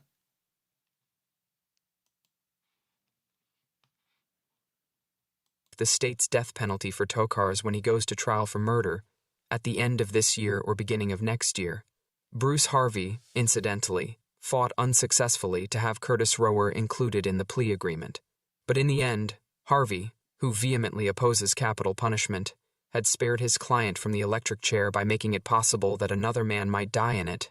Harvey the first sitting in a second-story office below his own, feet propped on a colleague's desk, talking about himself, which, unlike the night of his law class, he does not seem to mind. In fact, he has a fairly detached perspective on himself today. He still does not know why he told all those phony stories about being in Cambodia during the Vietnam War and about playing football for NC State. Actually, he was a swimmer, and actually, he received a 4F when he went for his induction physical. The doctor's name was Cohen, and he saw one of my tattoos, a Star of David, which Harvey had gotten because, well, everybody else was getting crosses. And the doctor said, "What's a nice Jewish boy like you want to go into the army for?" Right there, I fell down on my knees, grabbed him by the legs, and said, "Oh, please, doctor, don't send me into the army." When a 1989 Fulton County Daily Report profile revealed that Harvey had misled friends for years with stories of fighting in Cambodia and of once tackling Franco Harris, everyone ribbed him. They forgave him, but the confrontation with this little personality quirk still smarts. What? "Obviously, I shouldn't do it," he says, "but I know it will happen again. It's like last week. I was in trial with Bob Andrews up in Gainesville, and he has these incredible courtroom stories. And I guarantee one day I'll be wanting to make a point, and I'll take those stories and tell them, as if they were his own." Yes. What? Mendacity, it seems the logical character flaw for Harvey. For someone whose word in professional matters is considered bankable, but for whom image and substance diverge as often as they combine. He is not as much a rebel as he pretends, says attorney Froelich, a good friend. He has a liberal attitude toward pot and he opposes capital punishment, but he is very conservative when it comes to violent crime and hard drug use. Whoa. Harvey, the son of a University of Georgia professor, grew up in Athens and went to UGA Law School. Former law classmate and attorney Steve Schuster remembers him mainly in that he was a rather serious-seeming loner. Harvey dropped out of law school once, passed the bar on his second try, and actually started out a country attorney in rural Habersham and Rabun counties. The pastel shirts with monogrammed collars and onyx cufflinks? The Porsche? They matter, perhaps, but they don't mean much, except for maybe the hair, which is a Samson thing. I always thought, why buy an $800 suit when you can get one off the rack at JCPenney for $100? It took me a long time to accept the fact that the accoutrements make a difference. I don't like it. That's not the way it should be, but it is. It is an efficient image, really. When he has a blue-haired buckhead matron on the jury, the dress-down threads, the manicured nails and big grin put her at ease. When he has to try a case in, say, Rockdale County, the earrings come out. He even wore his spectacles during some of the Lawrence proceedings. But he can go unshaven for a day or two, light a smoke and look purely hell-bent in a leather biker jacket addressing a normal meeting. And when he and Spix arrive at a Dateline NBC taping to discuss the Sarah Tokars case, Dateline NBC? Okay.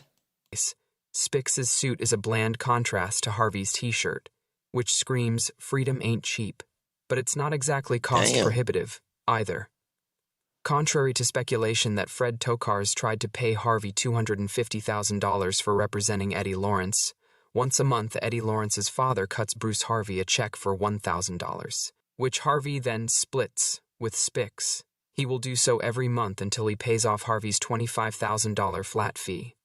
That's about 2 years of representation, another pretty good deal for Lawrence. In 2 years, the deal of the century will be remembered either as the deal that brought Fred Tokars to justice or as the tangled web of negotiation that collapsed in the winds of truth. During the federal racketeering trial, Eddie Lawrence was cross-examined by legendary defense attorney Bobby Lee Cook, one of Tokars' lawyers and an idol of Harvey's. I just told Eddie to not get boxed into that yes or no stuff. Just go up there and tell the truth. Keep telling the truth and you can never get fucked up. Indeed, Lawrence seemed unshaken by Cook's grilling, although Tokars' attorneys later cast doubt on portions of his testimony. Harvey and Spix, however, regarded Tokars' conviction on federal counts as a vindication of their client. But Lawrence's role in justice is far from over. He still has to testify against Tokars in the state murder trial. He still has Curtis Rower saying he was at the scene of the crime. He still is a confessed murderer. And if at any time it turns out that Eddie Lawrence has lied about his role in that murder, then he could stay in jail for a long, long time. And the fate of Fred Tokars will become yet another story.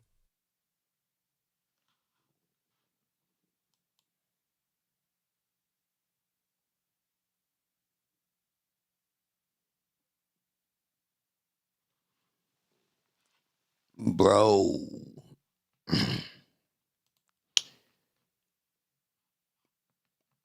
Bro.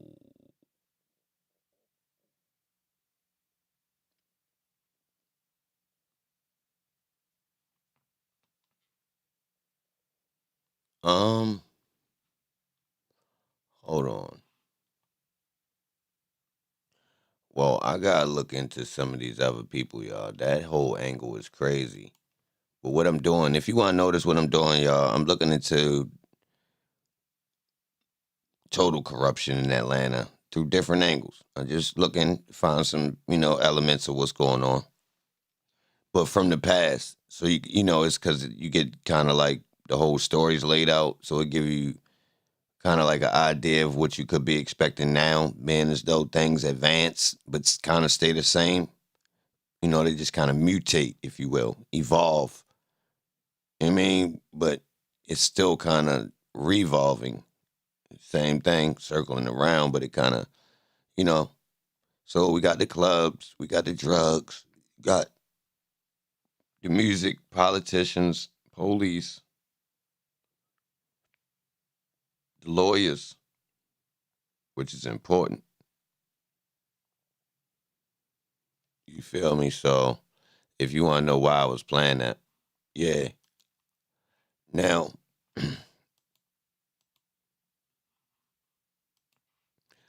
I need to go back to this other case. Hold on.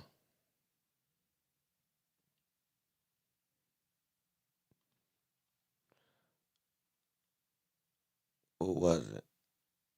Oh, yeah, this right here, y'all. I've been bluffing. I gotta look into this.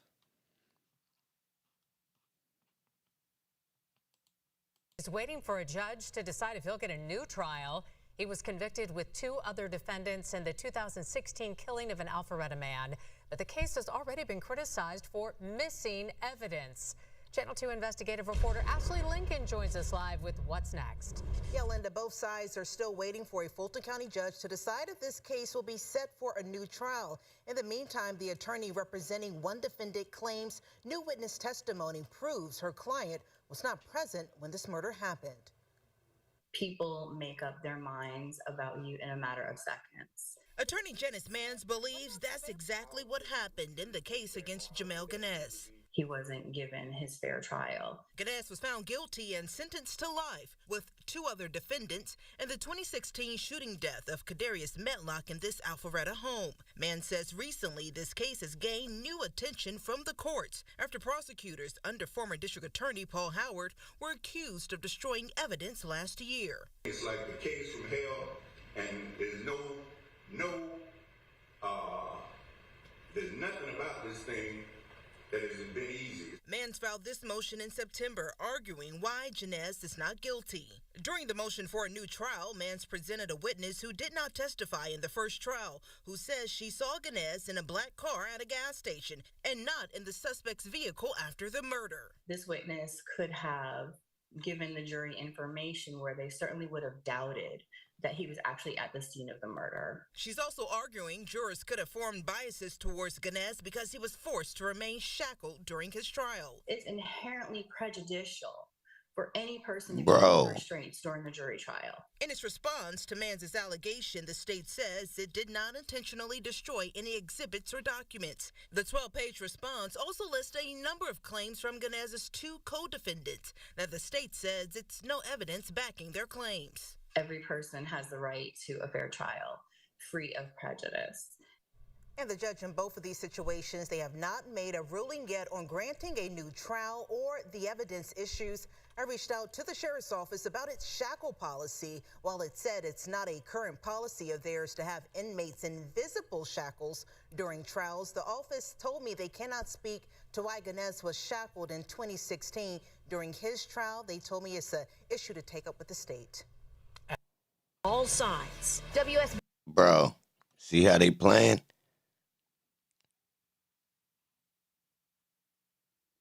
See how they playing, y'all? So they being accused of throwing away evidence. They being accused of destroying evidence, y'all. What y'all think about that? Why we can't get access to that hearing? They just show us a piece. Like, that's crazy, bro. It don't take nothing to put the whole herring out.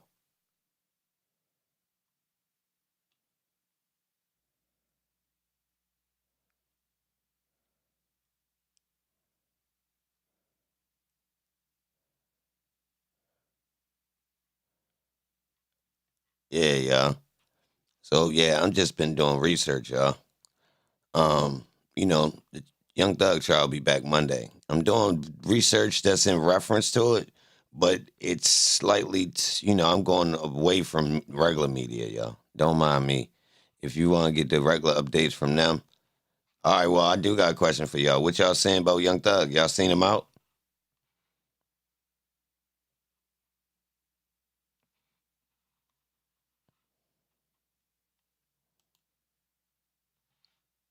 What people saying about Holmes being out? Like, what's the not specifically who's saying it, but what's the current vibes? A video leaving jail and a new song?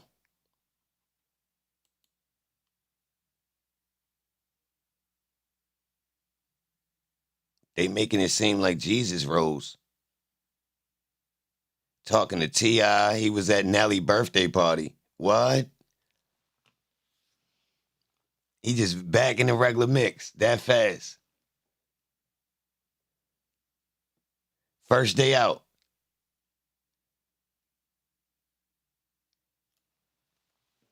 What?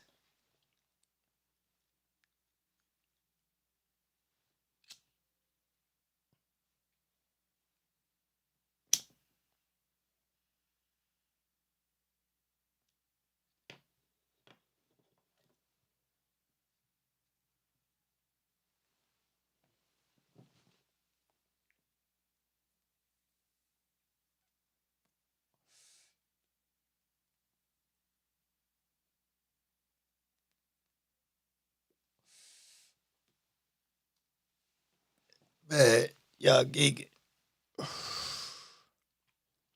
Yeah, but either way.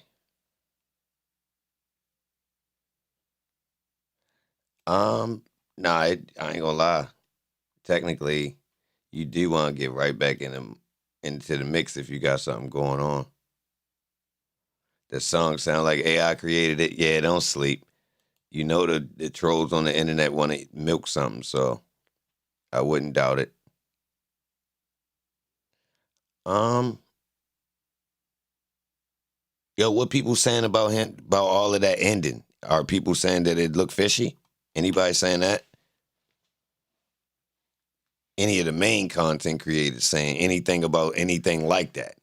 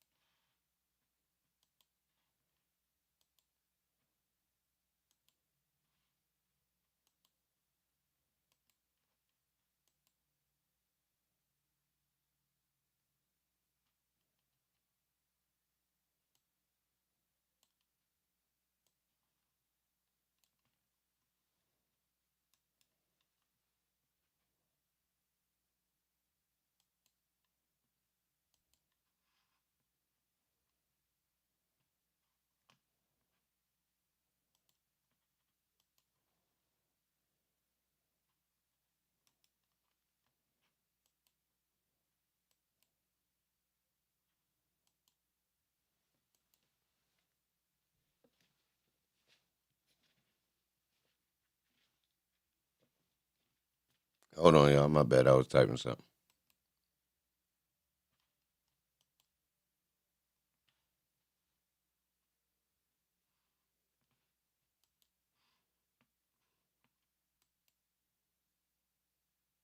They still talking about his plea deal.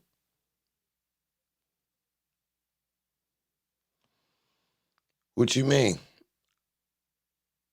Adam said, Thug said, no media. What, for the lawyers?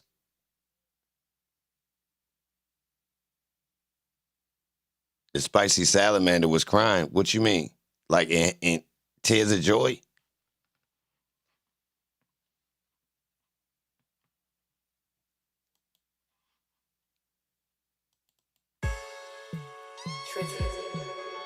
He was crying for him.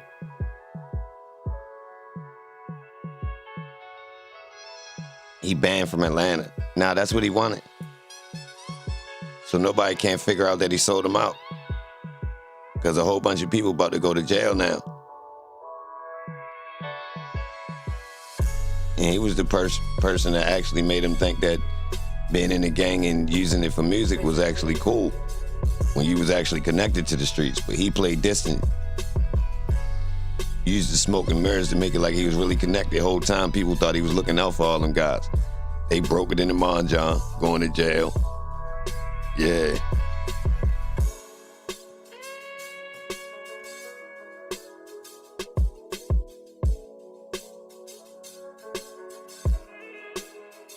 They fighting for the last two? I think the last two good. I think it's dudes inside of the trial that's gonna get smashed, but like the ones that's on the red hand guilty. Like the ones like in the beginning. It's some people that blatantly did crimes. You feel me? Like just like real groups of people. Can you take us all down because of that? Nah. So it's like I figured that everybody was gonna go to jail for what they did, making it a RICO, putting it in the RICO umbrella, some type of show.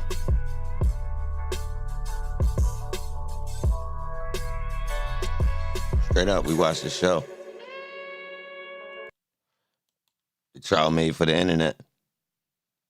I don't get no credit though. I ain't gonna lie, it's cool. It's cool. I literally put it on a headline. I think that thumbnail actually made before the trial started. To be honest, if you notice the style of that thumbnail. Let the beat rock. Nah, I don't feel like, I ain't gonna lie, I don't feel like talking over it right now. A little bit let down with what media doing right now. I can't really, I gotta find interest in going left.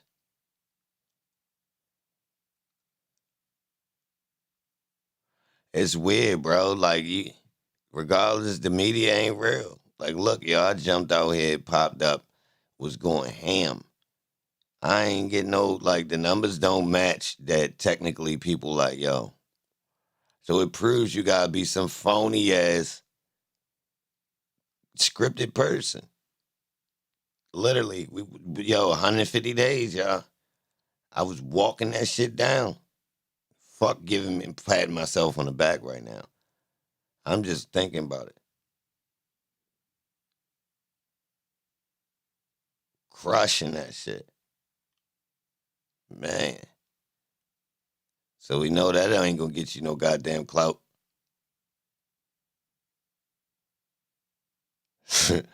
Yeah, watch The Experiment.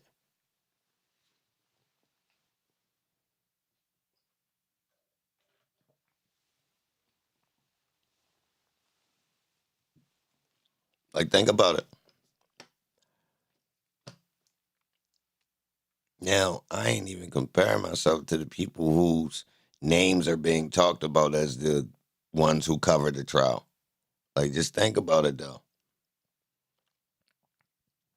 I don't know what they were saying, but I'm going to jump out there and say, I don't think they was going the same route I was going. Nah, I ain't going to join them, Slaughter. Nope. They did too much dirt. They line up with too much snake shit. You feel me? I didn't let them come around multiple times, and every time they pull a back door, run commercials, and all types of weird shit. It's proven.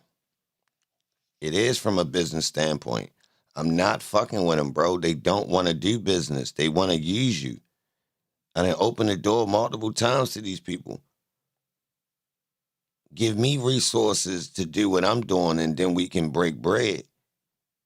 Y'all, they try to manipulate you, cap your narrative or your content capabilities, They blocking traffic. Like, they doing everything. They stealing the things you do stumble across. Like, bro, they doing everything underneath of the sun to try to hinder media that's self-generated. Let's not even say independent. So what's the real, why? I purposely went a different route. They purposely start trying to mimic things I was doing.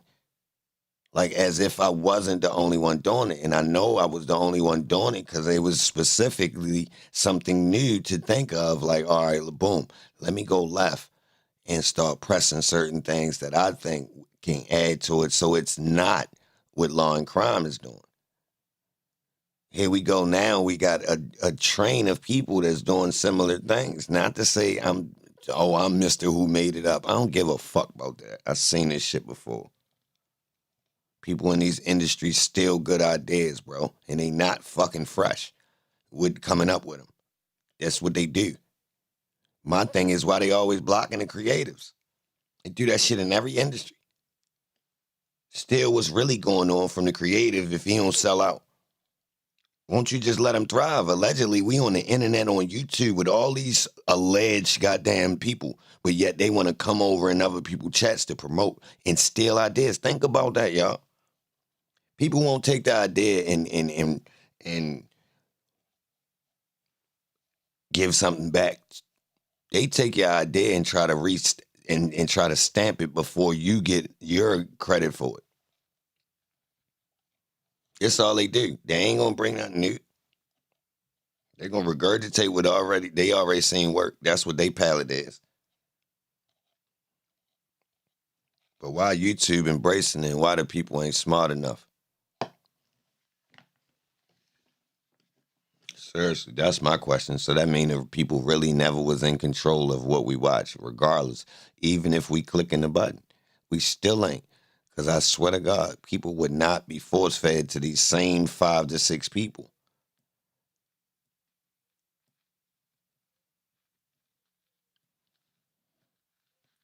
So we got media devices so we could sue about the algorithm fraud.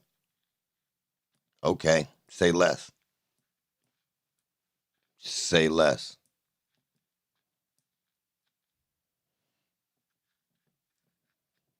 I'm not no damn threat, bro. If the system real, one person can't break this monopoly. So that's cap. I ain't going for it. No. Now I do think one person can plant a seed, but is the world that vulnerable? You mean to tell me I could shake it up for real? Sitting in this red chair. Really? Like change. I wouldn't even flatter myself like that. That's nuts. Nah, seriously, y'all. I ain't being sarcastic right now. Really. I don't believe that. I don't. Because I think some other people done put hell of work in communicating ideas, trying to break down these types of systems. Were they effective? They might have, reached about a couple. Like, bro, that's not even I don't even think one person can be that effective if they was the most effective. Real rap, we talking about a plan. I don't even want to call it a plan. We talking about things, I don't even want to seem, I'm keeping it real, though. Sir, I really don't think so, bro. Like one person. Nah. Even if Holmes is as strong, it still only exists for a time. And then, like, say for instance, they tell us people in history had so much of an impact. They carry their names, right? We can't really feel the impact but so much. You could tell us what they did all you wanted. We wasn't there. You see what I'm saying? Like, and then, like, when you got groups of people going against whatever idea that was that Holmes was holding down at that time period, once he's not pushing it no more, what happens? Does someone follow up and push it just as strong? No, normally not. You feel me? Like, it be runs. So, like, how effective, like, say, you feel me? That's my thing. So like, yeah, I'm talking. It's for a group of people that you can reach. Man, I say that to say, them playing with regular people in the algorithm, I get it to a certain extent, but I really still think like, yo, they don't need to be that damn worried. Nah, because it ain't like I'm trying to build a cult. Seriously. Like a lot of the things I'm talking, it's kind of like I'm not even gathering people like you do, like you're supposed to be honest. Because at times I tell people to rebel against the grouping.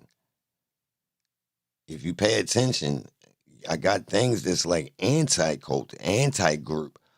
No, don't follow me.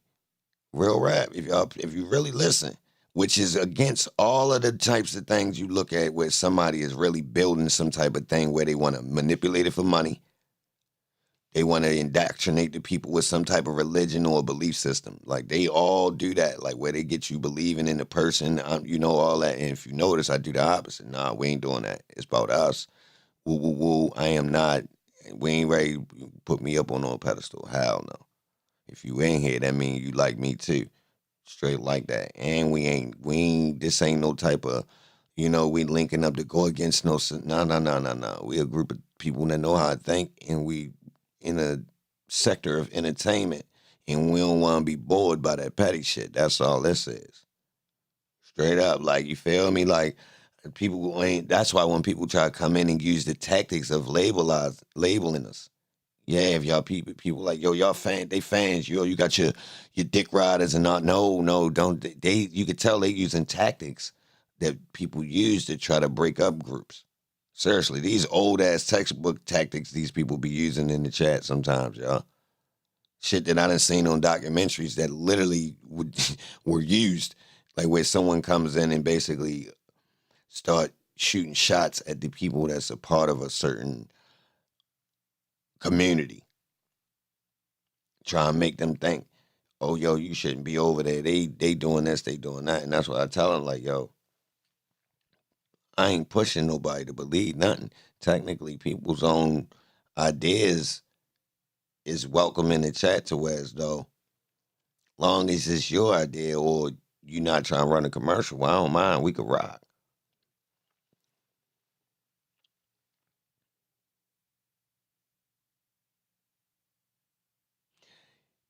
Yeah. Oh, we ain't doing commercials either, which is anti-establishment, anti-media in a sense. Even though I like media to a certain extent, I don't like what they do with it. But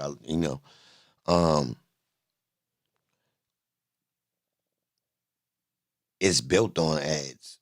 Now I understand ad in a sense of YouTube and commercials and stuff like that. Me running ads during the show, I ain't really with that part.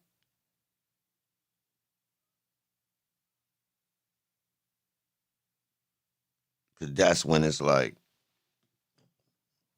now if it's something I really rock with, I could do it. But I mean, I ain't here for that. I think you gonna turn into Alex Jones, whereas though you gonna every time your money spike, you gonna try to talk about that topic as much as possible because you're looking at your stats based upon your ads and how much money you generating. So like that's why I don't even want to really be involved in that part of the stat watching.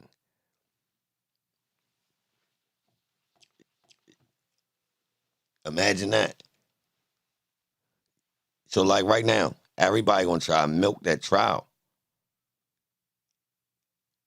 If you notice, I ain't even been clipping nothing. I ain't, like I don't want to do that right now with it. I ain't really, like I know what's going on. Let all that fade. Yeah, technically I might be missing money. Oh, now my stream messing. Oh, I'm dropping frames. Oh man. Oh man. Even with a little bit, it ain't even nobody in here.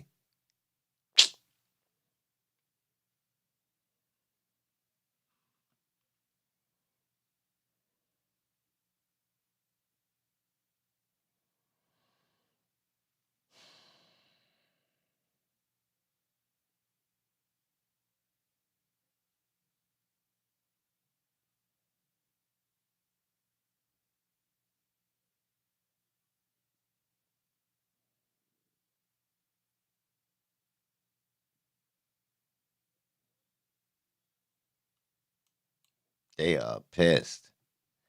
Yo, why they mad, yo? I was minding my business. I jumped out they lane and all that. What they pissed about? I let them get the Young Thug shit and say, yo, I don't even feel like talking about it right now. Wow, they are pissed. Gee, golly, Bob.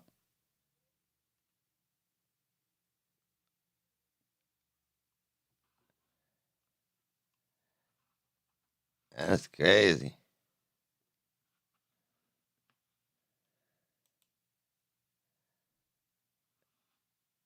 That's crazy. Damn. Salute to the people that is here. To the people that ain't, they really dipped on us, y'all. But don't trip. I already knew it was going to happen. You could go to the early streams. I was talking about it in the beginning. Pretty feverishly. So I had to actually chill on talking about how the people was not here for me. And I understand.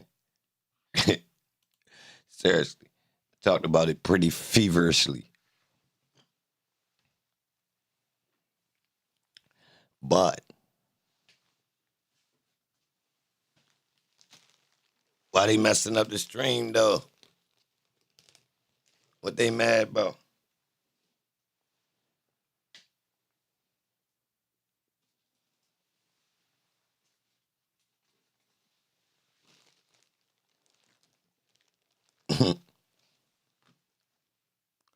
Ba-dum-bum-bum.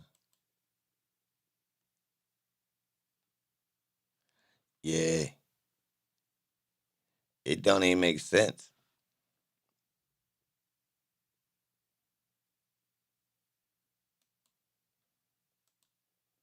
It don't even make sense.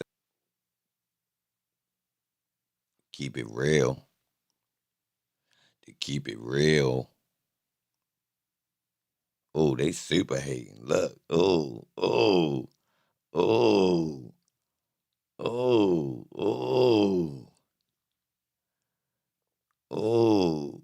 Why they mad though?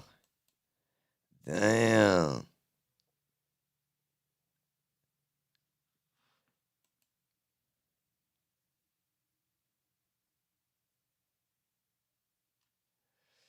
Damn.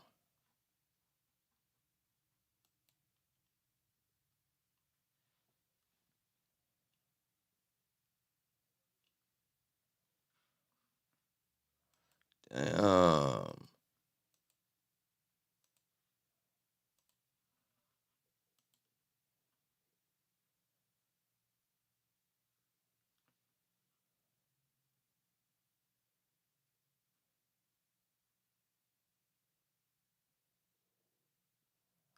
It say I ended. Look, y'all. It say I ended, y'all. Wow. Can't tell if it's a dream or if it's real life. Rewind the last days on a still night. He ain't played for a minute, but he's still nice. If the beat got 2 empty verses, then it get killed twice. Backpack rapper with the drugs in it.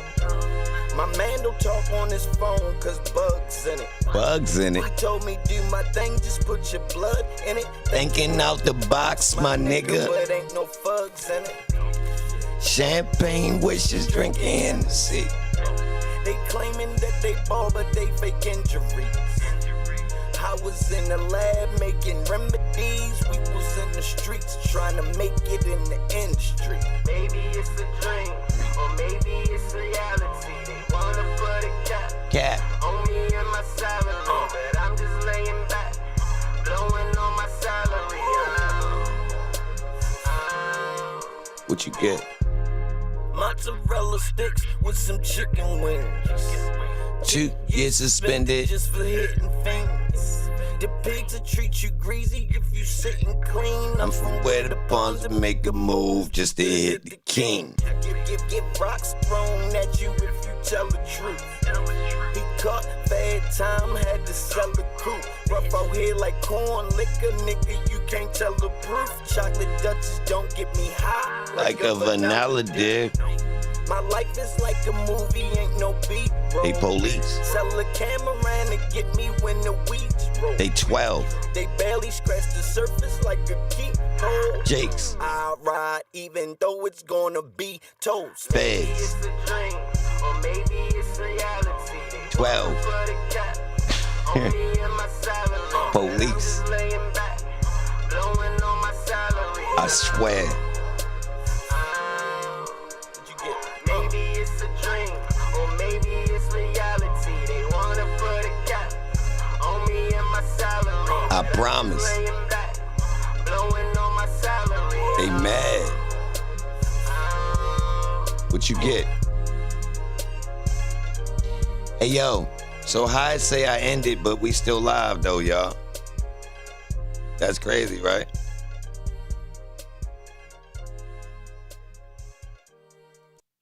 That's crazy, right? Damn. What they be on though? Why they want to play with me? Damn.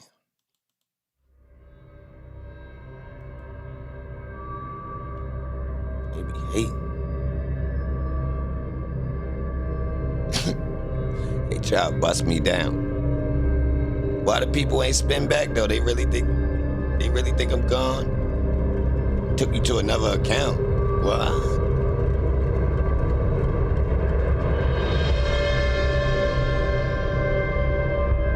That ever happened to y'all in another jam?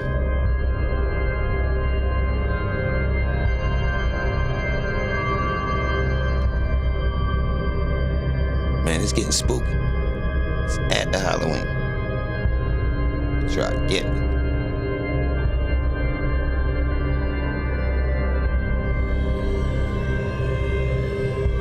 Try to get me. They mad for? What they mad for? What they mad for?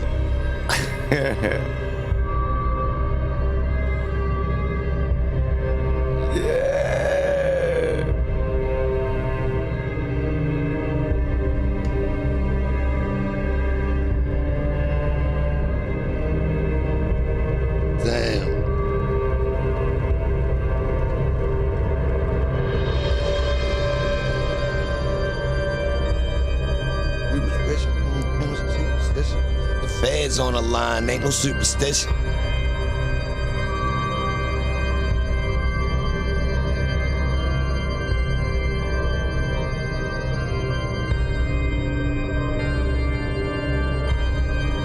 Yeah.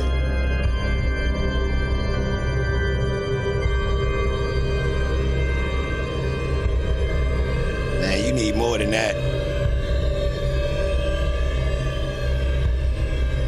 We seen more than this. You gotta get heavier than that. They ain't sliding. Hold on. Let's turn up on them. Hold on, I got them, y'all. Watch. Hold on, I'm ready to slide. Now let's get real spooky. Let's get real spooky. If you gonna get busy, you gotta get busy. You know me. You know me. If you gonna get busy, you gotta get real busy. Don't play with it. Don't play with it. Stay with it. Y'all, hey, yo, if you been around during these types of times, you know I get real freaky. Let's get digital. Yeah. Watch this.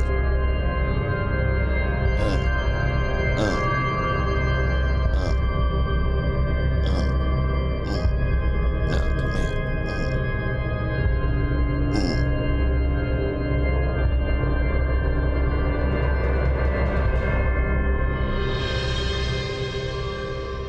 Make them mad, son.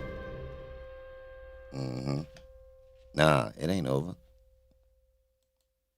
Get a drummer some. Yeah, it ain't over, cuz. Bring that ass. Bring that ass. Bring that ass, son. Bring that ass, son. Bring that ass. Bring that ass, son. Bring that ass. Bring that ass, son. Bring that ass. Bring that ass, son.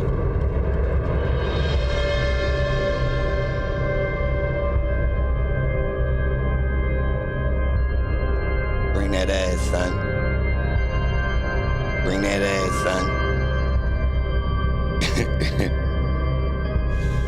Bring that ass, son.